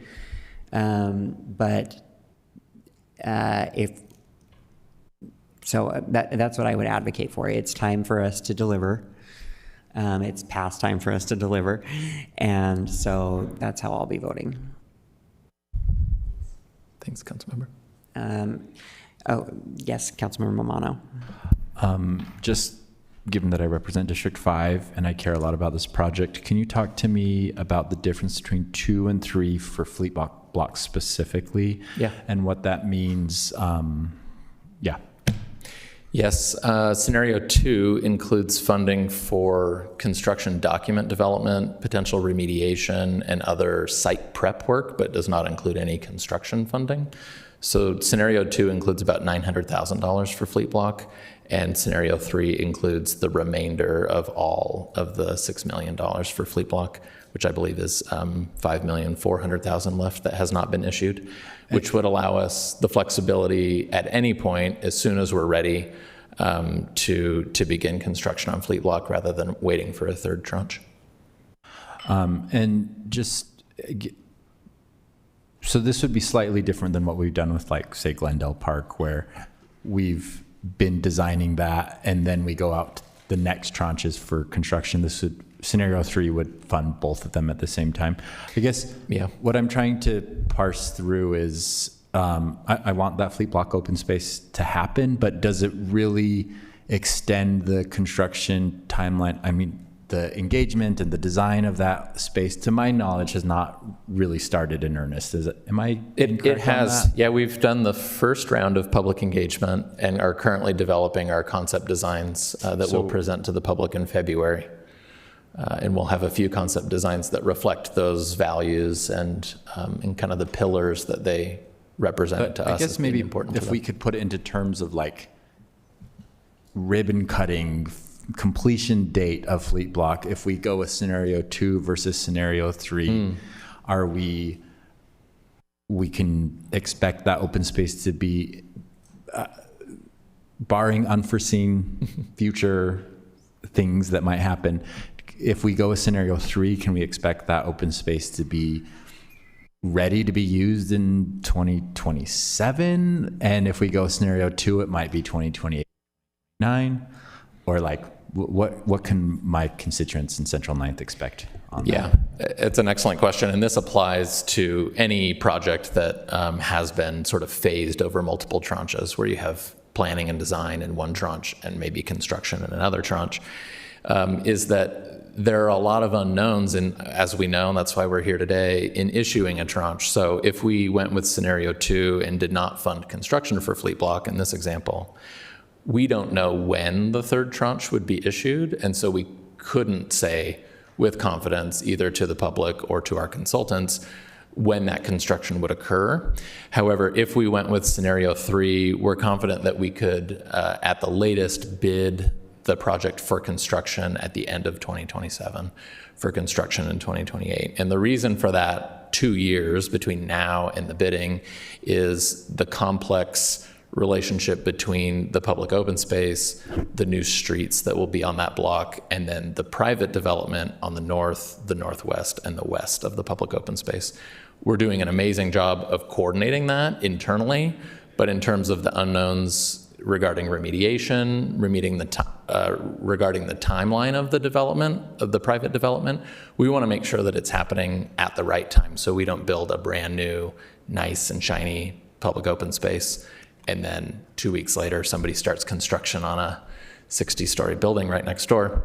We want to make sure that they're aligned, and that gives us, scenario 3 gives us the flexibility to align construction in a way that is most beneficial to the community and also has the greatest benefit to the surrounding development as well. Okay, and just so my constituents don't, I don't think 60 stories is allowed in that zone, but I get. What did I say? Did I say 60 stories? I don't think that. I'm pretty sure that that's capped lower than that. Just so no one freaks out and emails me. Sorry. But but do we not think that if we go scenario 2, that by the end of 2027 we would be ready for that third tranche? That we expect that it would be later than that? I think there are still a lot of unknowns. We don't know. Right, we don't know what the bond market will do. We don't know what the council will feel like, and we don't know what other property taxes or cost of living increases or who knows, global meltdowns we might have by then. I don't mean to, that sounded a little abrupt. But yeah, we don't know exactly. And I think that having gone through the first tranche and then the first attempt at the second tranche, I think we're aware of the fact that, it doesn't happen according to a perfect plan all the time, and that flexibility needs to be there. Okay.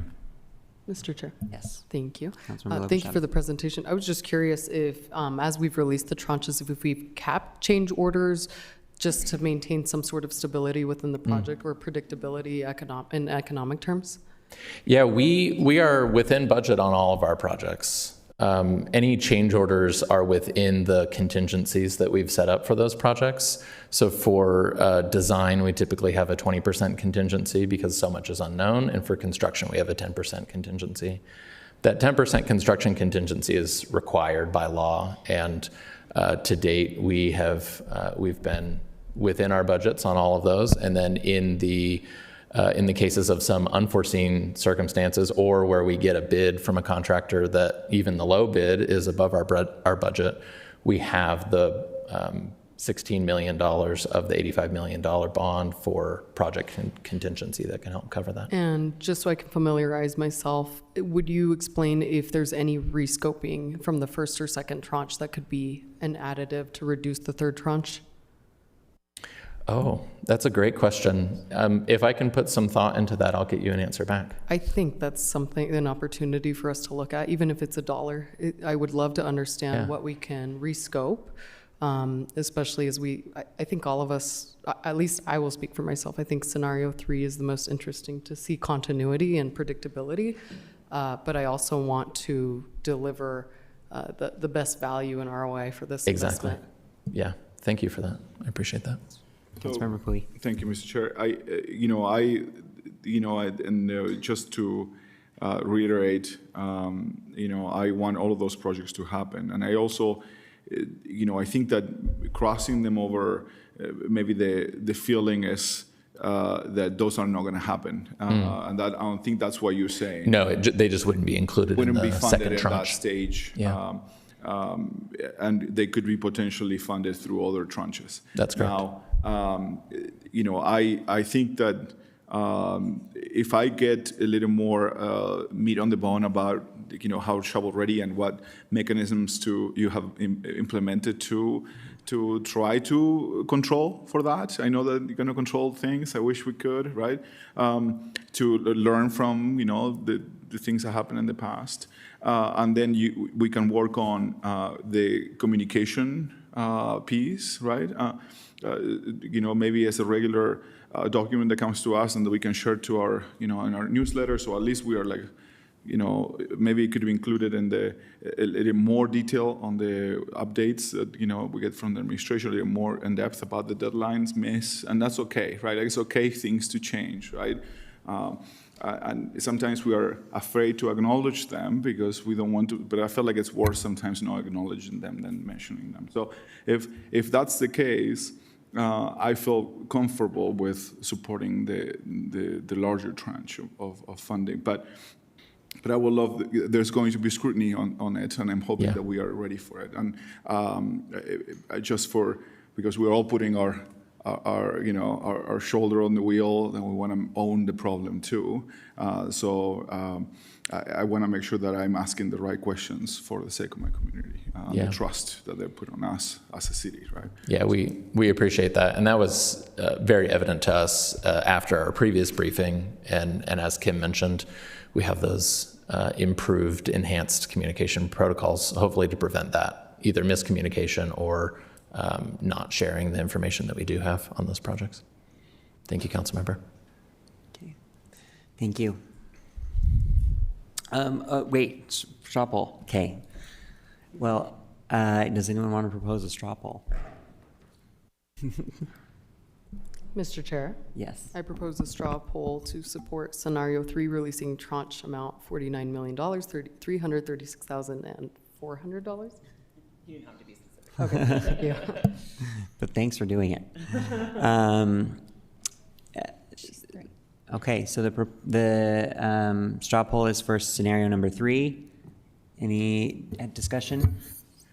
Mr. Chair, may I ensure that we have those 2 caveats included on it? A mechanism to inform the council on regular updates on any changes to the timeline, and a report about the shovel readiness and what have we done to ensure that we are.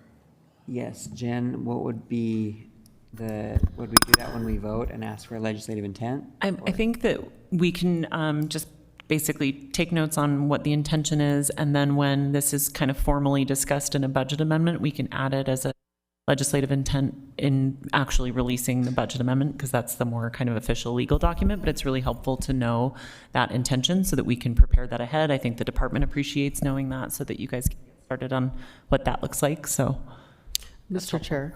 Yes. And I appreciate the amendment. If everyone's comfortable, I just want to reiterate again the rescoping of funds, if available. I think that's going to be pertinent information that I'd like to cast a vote knowing. So what I am hearing as the poll is number 3, or scenario 3 with contingency of shovel readiness, or not a contingency, an intent to have an intent for shovel readiness, for being, changes to scope. Yeah, any change to scope or timelines. Any changes to scope or timelines, and any potential savings from rescoped projects from phase one. The communication. What? And the communication to us about any of that, right? Yes. Yeah. Okay. Yes. And the communication. So four pieces. So that's the straw poll. Any other questions or concerns with it? Okay. All right. That is 6 ups and 1 thumbs down. So go ahead and go forth, yes. And yeah, we can start writing those legislative intents right now. Okay, thank you. Thank you. Okay. We are now on agenda item number 8 for this is a review of the 2026 annual meeting calendar for the council. Woo! 2026 annual meeting calendar. What did I I think say? you said 2024, and I'm happy to go. That's really past weird. it. I don't know why I would do that. 2026 it is. We're going to have Linda at the table kind of walk through this. Sometimes we've handled this in announcements, and Yes. it's always like we find stuff like 2 months after we look at it. So hopefully we can kind of really look at it and think about what's going on. Councilmember Mono, obviously this is maybe a little I'm going to different. care a lot about this. I'm going to be really picky. So all you guys should have one of these on the dais, and we can go over, if it's okay with you, Chair, we can go by month and then just kind of bring up any questions that we might have. Okay. For January, we did adjust the meetings. So instead of having a meeting after the oath of office, we adjusted them to the 13th and the 20th. And so we'll only have 2 next on January instead of 3. Any concerns there? I love it. And do we normally have 3? Mm-hmm. Oh, we do? Okay. Okay. Okay. Anyone have questions about January? Nope. Speak now. Okay, great. And February is just our 3 meetings, the 3rd, the 10th, and the 17th. Any concerns with that? Are you sure? We're going through these kind of fast. Okay. March, Okay. For March, we do have a lot of travel that month. Due to NLC, we did move the March 16th the 17th meeting to the 24th. So there's that change there. Mhm. And then our meetings will be the 3rd, the 10th, and the 24th. Councilmember Young? So my quick question is it reasonable and feasible for everyone to do the meeting on the 3rd, knowing it's the last week of session? I know that takes a lot out of our staff as well as the administration, so just checking. I think that realistically, we can just plan on working with our staff and the administration to figure out what can go on the agenda that day. So as long as there's a little patience from the council, I think we can work around it. Or We have in the past. Maybe we just do the work session and not the formal meeting. Yeah. That day, make it a little lower intensity. Just switch the 10th and the 3rd so that it's a lower intensity day. Yeah, I just have the formal meeting on the 10th. Yeah. Okay. Great. So the 10th will be a CRA work session informal. Informal. Okay. Right, and then we move to April, and then we have the meetings on the 7th, 14th, and 21st. We do have ULCT, but that doesn't conflict with any meetings, and APA doesn't either. Great. Any concerns there? Okay. And then for May is when we start our budget meetings. One of the questions is, would council like to start the May and June meetings at 1 p.m.? We usually do. Yeah, we've been doing that.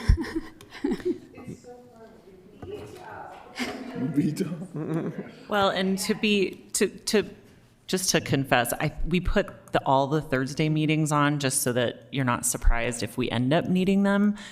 Early in May, we almost never need them. That said, with some of the discussions going on in the state right now, I'm just worried about all the things. So it's one of those, like, if you could mentally kind of put it aside, I'm willing to take 2 of them off the calendar. If we could reserve the right to reverse our decision at some point if we need them. So like the 7th and the 14th, we probably won't need. The other question with that is, we usually adjust the May 26th meeting, so we don't meet right after Memorial Day, and then maybe just do the 28th. Instead of it being a tentative, we'll have a meeting that day. So I don't know if you guys want to adjust that. Councilmember Dugan? I was just going to mention exactly that. Okay. Move the 26th to the 28th. I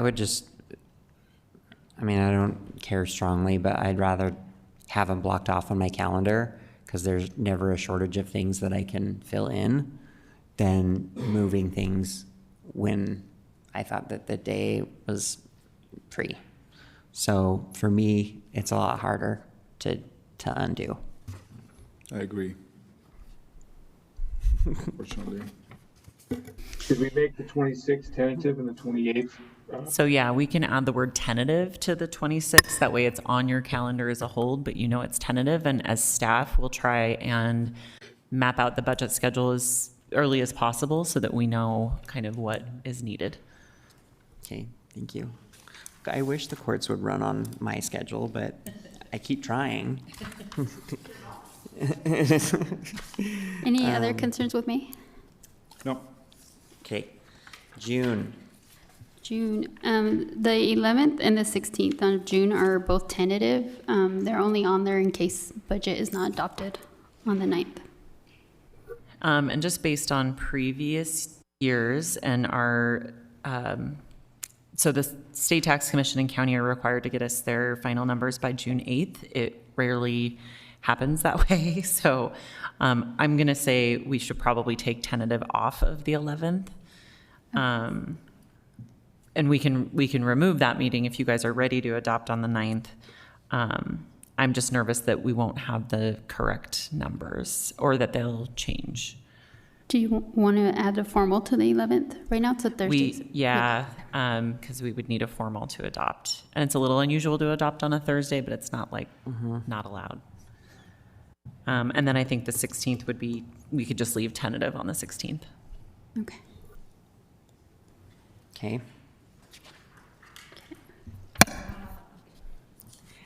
What month are we on? July. June. June. Well, we just finished June, yeah. Okay, so now we're on July. Unless you have a comment for June. No, we have a comment on July. Okay. We're into July. Comments open for The Mother's Caucus would like to suggest. We're gonna add you to this, Chris, as Thank you. part of the Thank Parents you. Caucus, Chris and Darren. We'd like to propose that we move the 7th further in the month, allowing a greater amount of autonomy during the end of June and July with our own schedules coming off of budget season. So you want to move 7 to 21? Love it. Or shift them both back Or to 21 and 28, whichever the appetite exists for. Ooh. That's crazy. It's It's really crazy. I know there are people who watch us every week And that who gives you will guys- miss us if we go that long. Who am I to disenfranchise the good people of Salt Lake City the chance to write us emails? But just The 2 people that watch us. That does mean, can I have your email box if that's what you're getting? fair warning, that means you'll have a situation like we're in right now where you'll have 4 weeks of meetings. So if you meet the 21st and the 28th, and then you meet August 4th and 11th. Well, I mean, we're not in August yet, but we also were talking. People. Oh, okay, great. People also are on summer schedules at that point in August, whereas school is back in session later. So we have proposals on forthcoming. Okay, all right. The first Tuesday, the Night Out Against Crime? I'm sorry, what was that? In August? The first Tuesday in August, isn't that Night Out Against Crime? Don't we usually not have a meeting that We night? usually do, but I don't know if there's something came up that, because we had that much events. Because there were fewer events for Night Out Against Crime, I think the direction was to not schedule around it this year. I also just wanted to mention for July that would mean meetings on either side of Pioneer Day. I don't know if that is also a vacation and holiday sweet spot, so I'm just throwing that out there. I would be fine. I support I would 14, prefer 21. that than, I support it. 14th and 21st. Okay. and then in the following month, 11th and 18th. Yeah, that's fine. So say that again, what dates? It sounded like, though, that there was not a need to schedule around Night Out Against Crime. And, sorry, was there a different reason to I don't know. shift to the first August 4th meeting? I don't know. I thought that there. The parent caucus? Yes. So the parent caucus thinks that by moving it closer, like further in the month, like everyone's back related to school starting. And Childcare is so easier. we were thinking. So the 11th and the 18th would be the 2 August meeting dates? Yes. Okay. And then we do have truth and taxation that day. I don't know if you guys prefer it one day or the other, 11th or the 18th. I don't know why the date, the 17th, is sticking in my mind. It could be the 22nd, actually, though, now that I'm thinking about it. I think it works if the truth and taxation's on the 11th. Okay. Could you guys go back to July? Oh, sorry. Yes, go, Councilmember Dugan. What was your question? What dates did we agree on? We're just, What dates did I agree on? we would be doing the work session informal on the 14th and then a CRA work session informal on the 21st. I think the CRA would stay on the 14th, wouldn't Nope. it? We would do the CRA and work session informal on the 14th and then a work session informal on the 21st. Yes. Okay, thank you. Anything else for August? No. September. The Girl Caucus moves that we don't convene on September 1st because I have experienced the cruelty of council meetings on birthdays this year and don't wish for any of my co-councilors to experience it. So September 1st should be hallowed, and we should move that back to the 22nd, please. Okay. That's why Because it's it's the Girl someone's Caucus. birthday? Okay. I will be here next week on my 45th birthday. I don't believe anyone else should experience that. I've done it. Birthdays. I don't know. There's no amount of cupcakes that makes that okay, by the way. Councilmember Dugan, did you say something? No, I did not. Okay. All right. Does We anyone- all turned 40 during the pandemic, Dan. We have to have this, please. Okay, so we're going to meet in September on the 8th, 15th, and 22nd, and everyone's okay with that? Okay. I got you. All right. You thought I had too many changes. Right? Yeah. I was like, I don't know. I really push back on these. Like, now we're moving for birthdays. Yes. We're like, okay, next. It's October. October, we just have the 6th, 13th, and 20th, and then there shouldn't be any travel conflicts that month. Okay. Any changes, concerns? No? Okay. November. November, we're not meeting on the 3rd because of general election, so we switched the meetings to the 10th and the 17th. Okay, great. And then December, it's going to be December 1st and the 8th. Wow. We're good there? Mm-hmm. Cool. All right, I think we're good, unless anyone else has any concerns. No, thank you guys, thank you. Thank I'll send you. an updated calendar. Thanks for going through that. Yeah. All right. We do, yes. So agenda item number 9 is a board appointment for Parvez Faz. Yes, hi, come on down. So have a seat right here.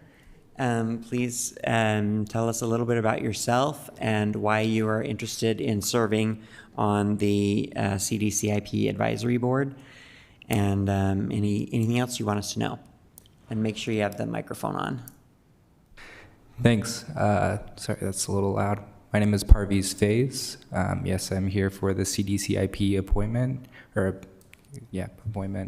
the board. A little about myself. I'm a city planner. I have been working at GSBS, but I actually got a job offer today at Salt Lake City. So I will be working here as an associate planner. I went to school up at the U. I'm originally from Ogden, and I care about the well-being of residents. I care about the well-being of the city, and that's why I joined the CIP board. Okay. Yeah, hold on a second. I think we may have to review the ordinances to determine if a city employee could be part of this board. So we can quickly. But review we're those. happy to have you in the we'd other rather- capacity. That- Yay. That happened like an hour ago. Your commitment to the city is so Congratulations. awesome. And welcome to the team. Thank you, yes. In a different way. He's so committed to our city. That's fantastic. It is. Well, hold on. He didn't say he's going to accept the offer, and we don't need to, and we're not going to to push him. So I still think we should continue the interview. We should still put you on the calendar for consent, and then if you choose to accept the offer from Salt Lake City, then we'll just have to do this again. But you're already here, so it doesn't matter. Maybe this is GSBS needs to up their counteroffer. That's right. Yeah, maybe, yes, exactly. So yeah, we want you to keep your options open. Cool. Okay. So please tell us more about yourself and why you'd like to serve on this. Or did you already? Did that cover everything you wanted to say? Okay. Well, I didn't know if you wanted to say more. Sorry, try to keep it like short and sweet. So yeah, Okay. just to. Perfect. Thank you. We appreciate it. Does anybody have any questions for Parviz? I'll just say, I think the more people in design and planning that can come into and serve on these boards, the better. So, of course, you may have some decisions to make, but either way, we're really happy to have you in the city. Yeah. Yeah, Can't we just move forward with it? That's a good question. We actually, that's an option too. You Yeah. guys could just adopt the consent agenda, and then if he chooses to accept the job offer from Salt Lake City, we would just process it like any other employee who would then be, I'm looking at the attorney, correct me if I'm wrong. And we would the administration would remove him from the board as part of like the onboarding process of him being an employee, and then we could just process a new application. Yeah, thanks, Jen. I don't have any issues with that. I just want to clarify, a city ordinance does prohibit a city employee of being a member of a board. So if you do accept the offer, you wouldn't be able to serve on the board. But in the meantime, in the interim, you're not an employee. If you want to go through the process, as Jen suggested, I don't have any legal issues with that. Yeah, so you guys could proceed tonight. Okay. And put on your resume that you were on the board for 1 week. Yeah. Well, I just want to say thanks for representing District 3 or being willing to represent District 3 if, in whatever capacity you end up joining the city. Thank you. Thank you. All right, so I think you heard that whole discussion that we just had. So we're going to put you on the agenda for tonight, on the consent agenda. You don't need to be there, but you're welcome to join us if you'd like. But we just adopt the consent agenda as one item. And so if you, if you do want to continue on that board, then you'll have a place. If not, then we'll just go through this process again. Thanks, appreciate it. Thanks for being here. Okay. Any other question? Oh, wait, sorry. We're on agenda item number 9, 10.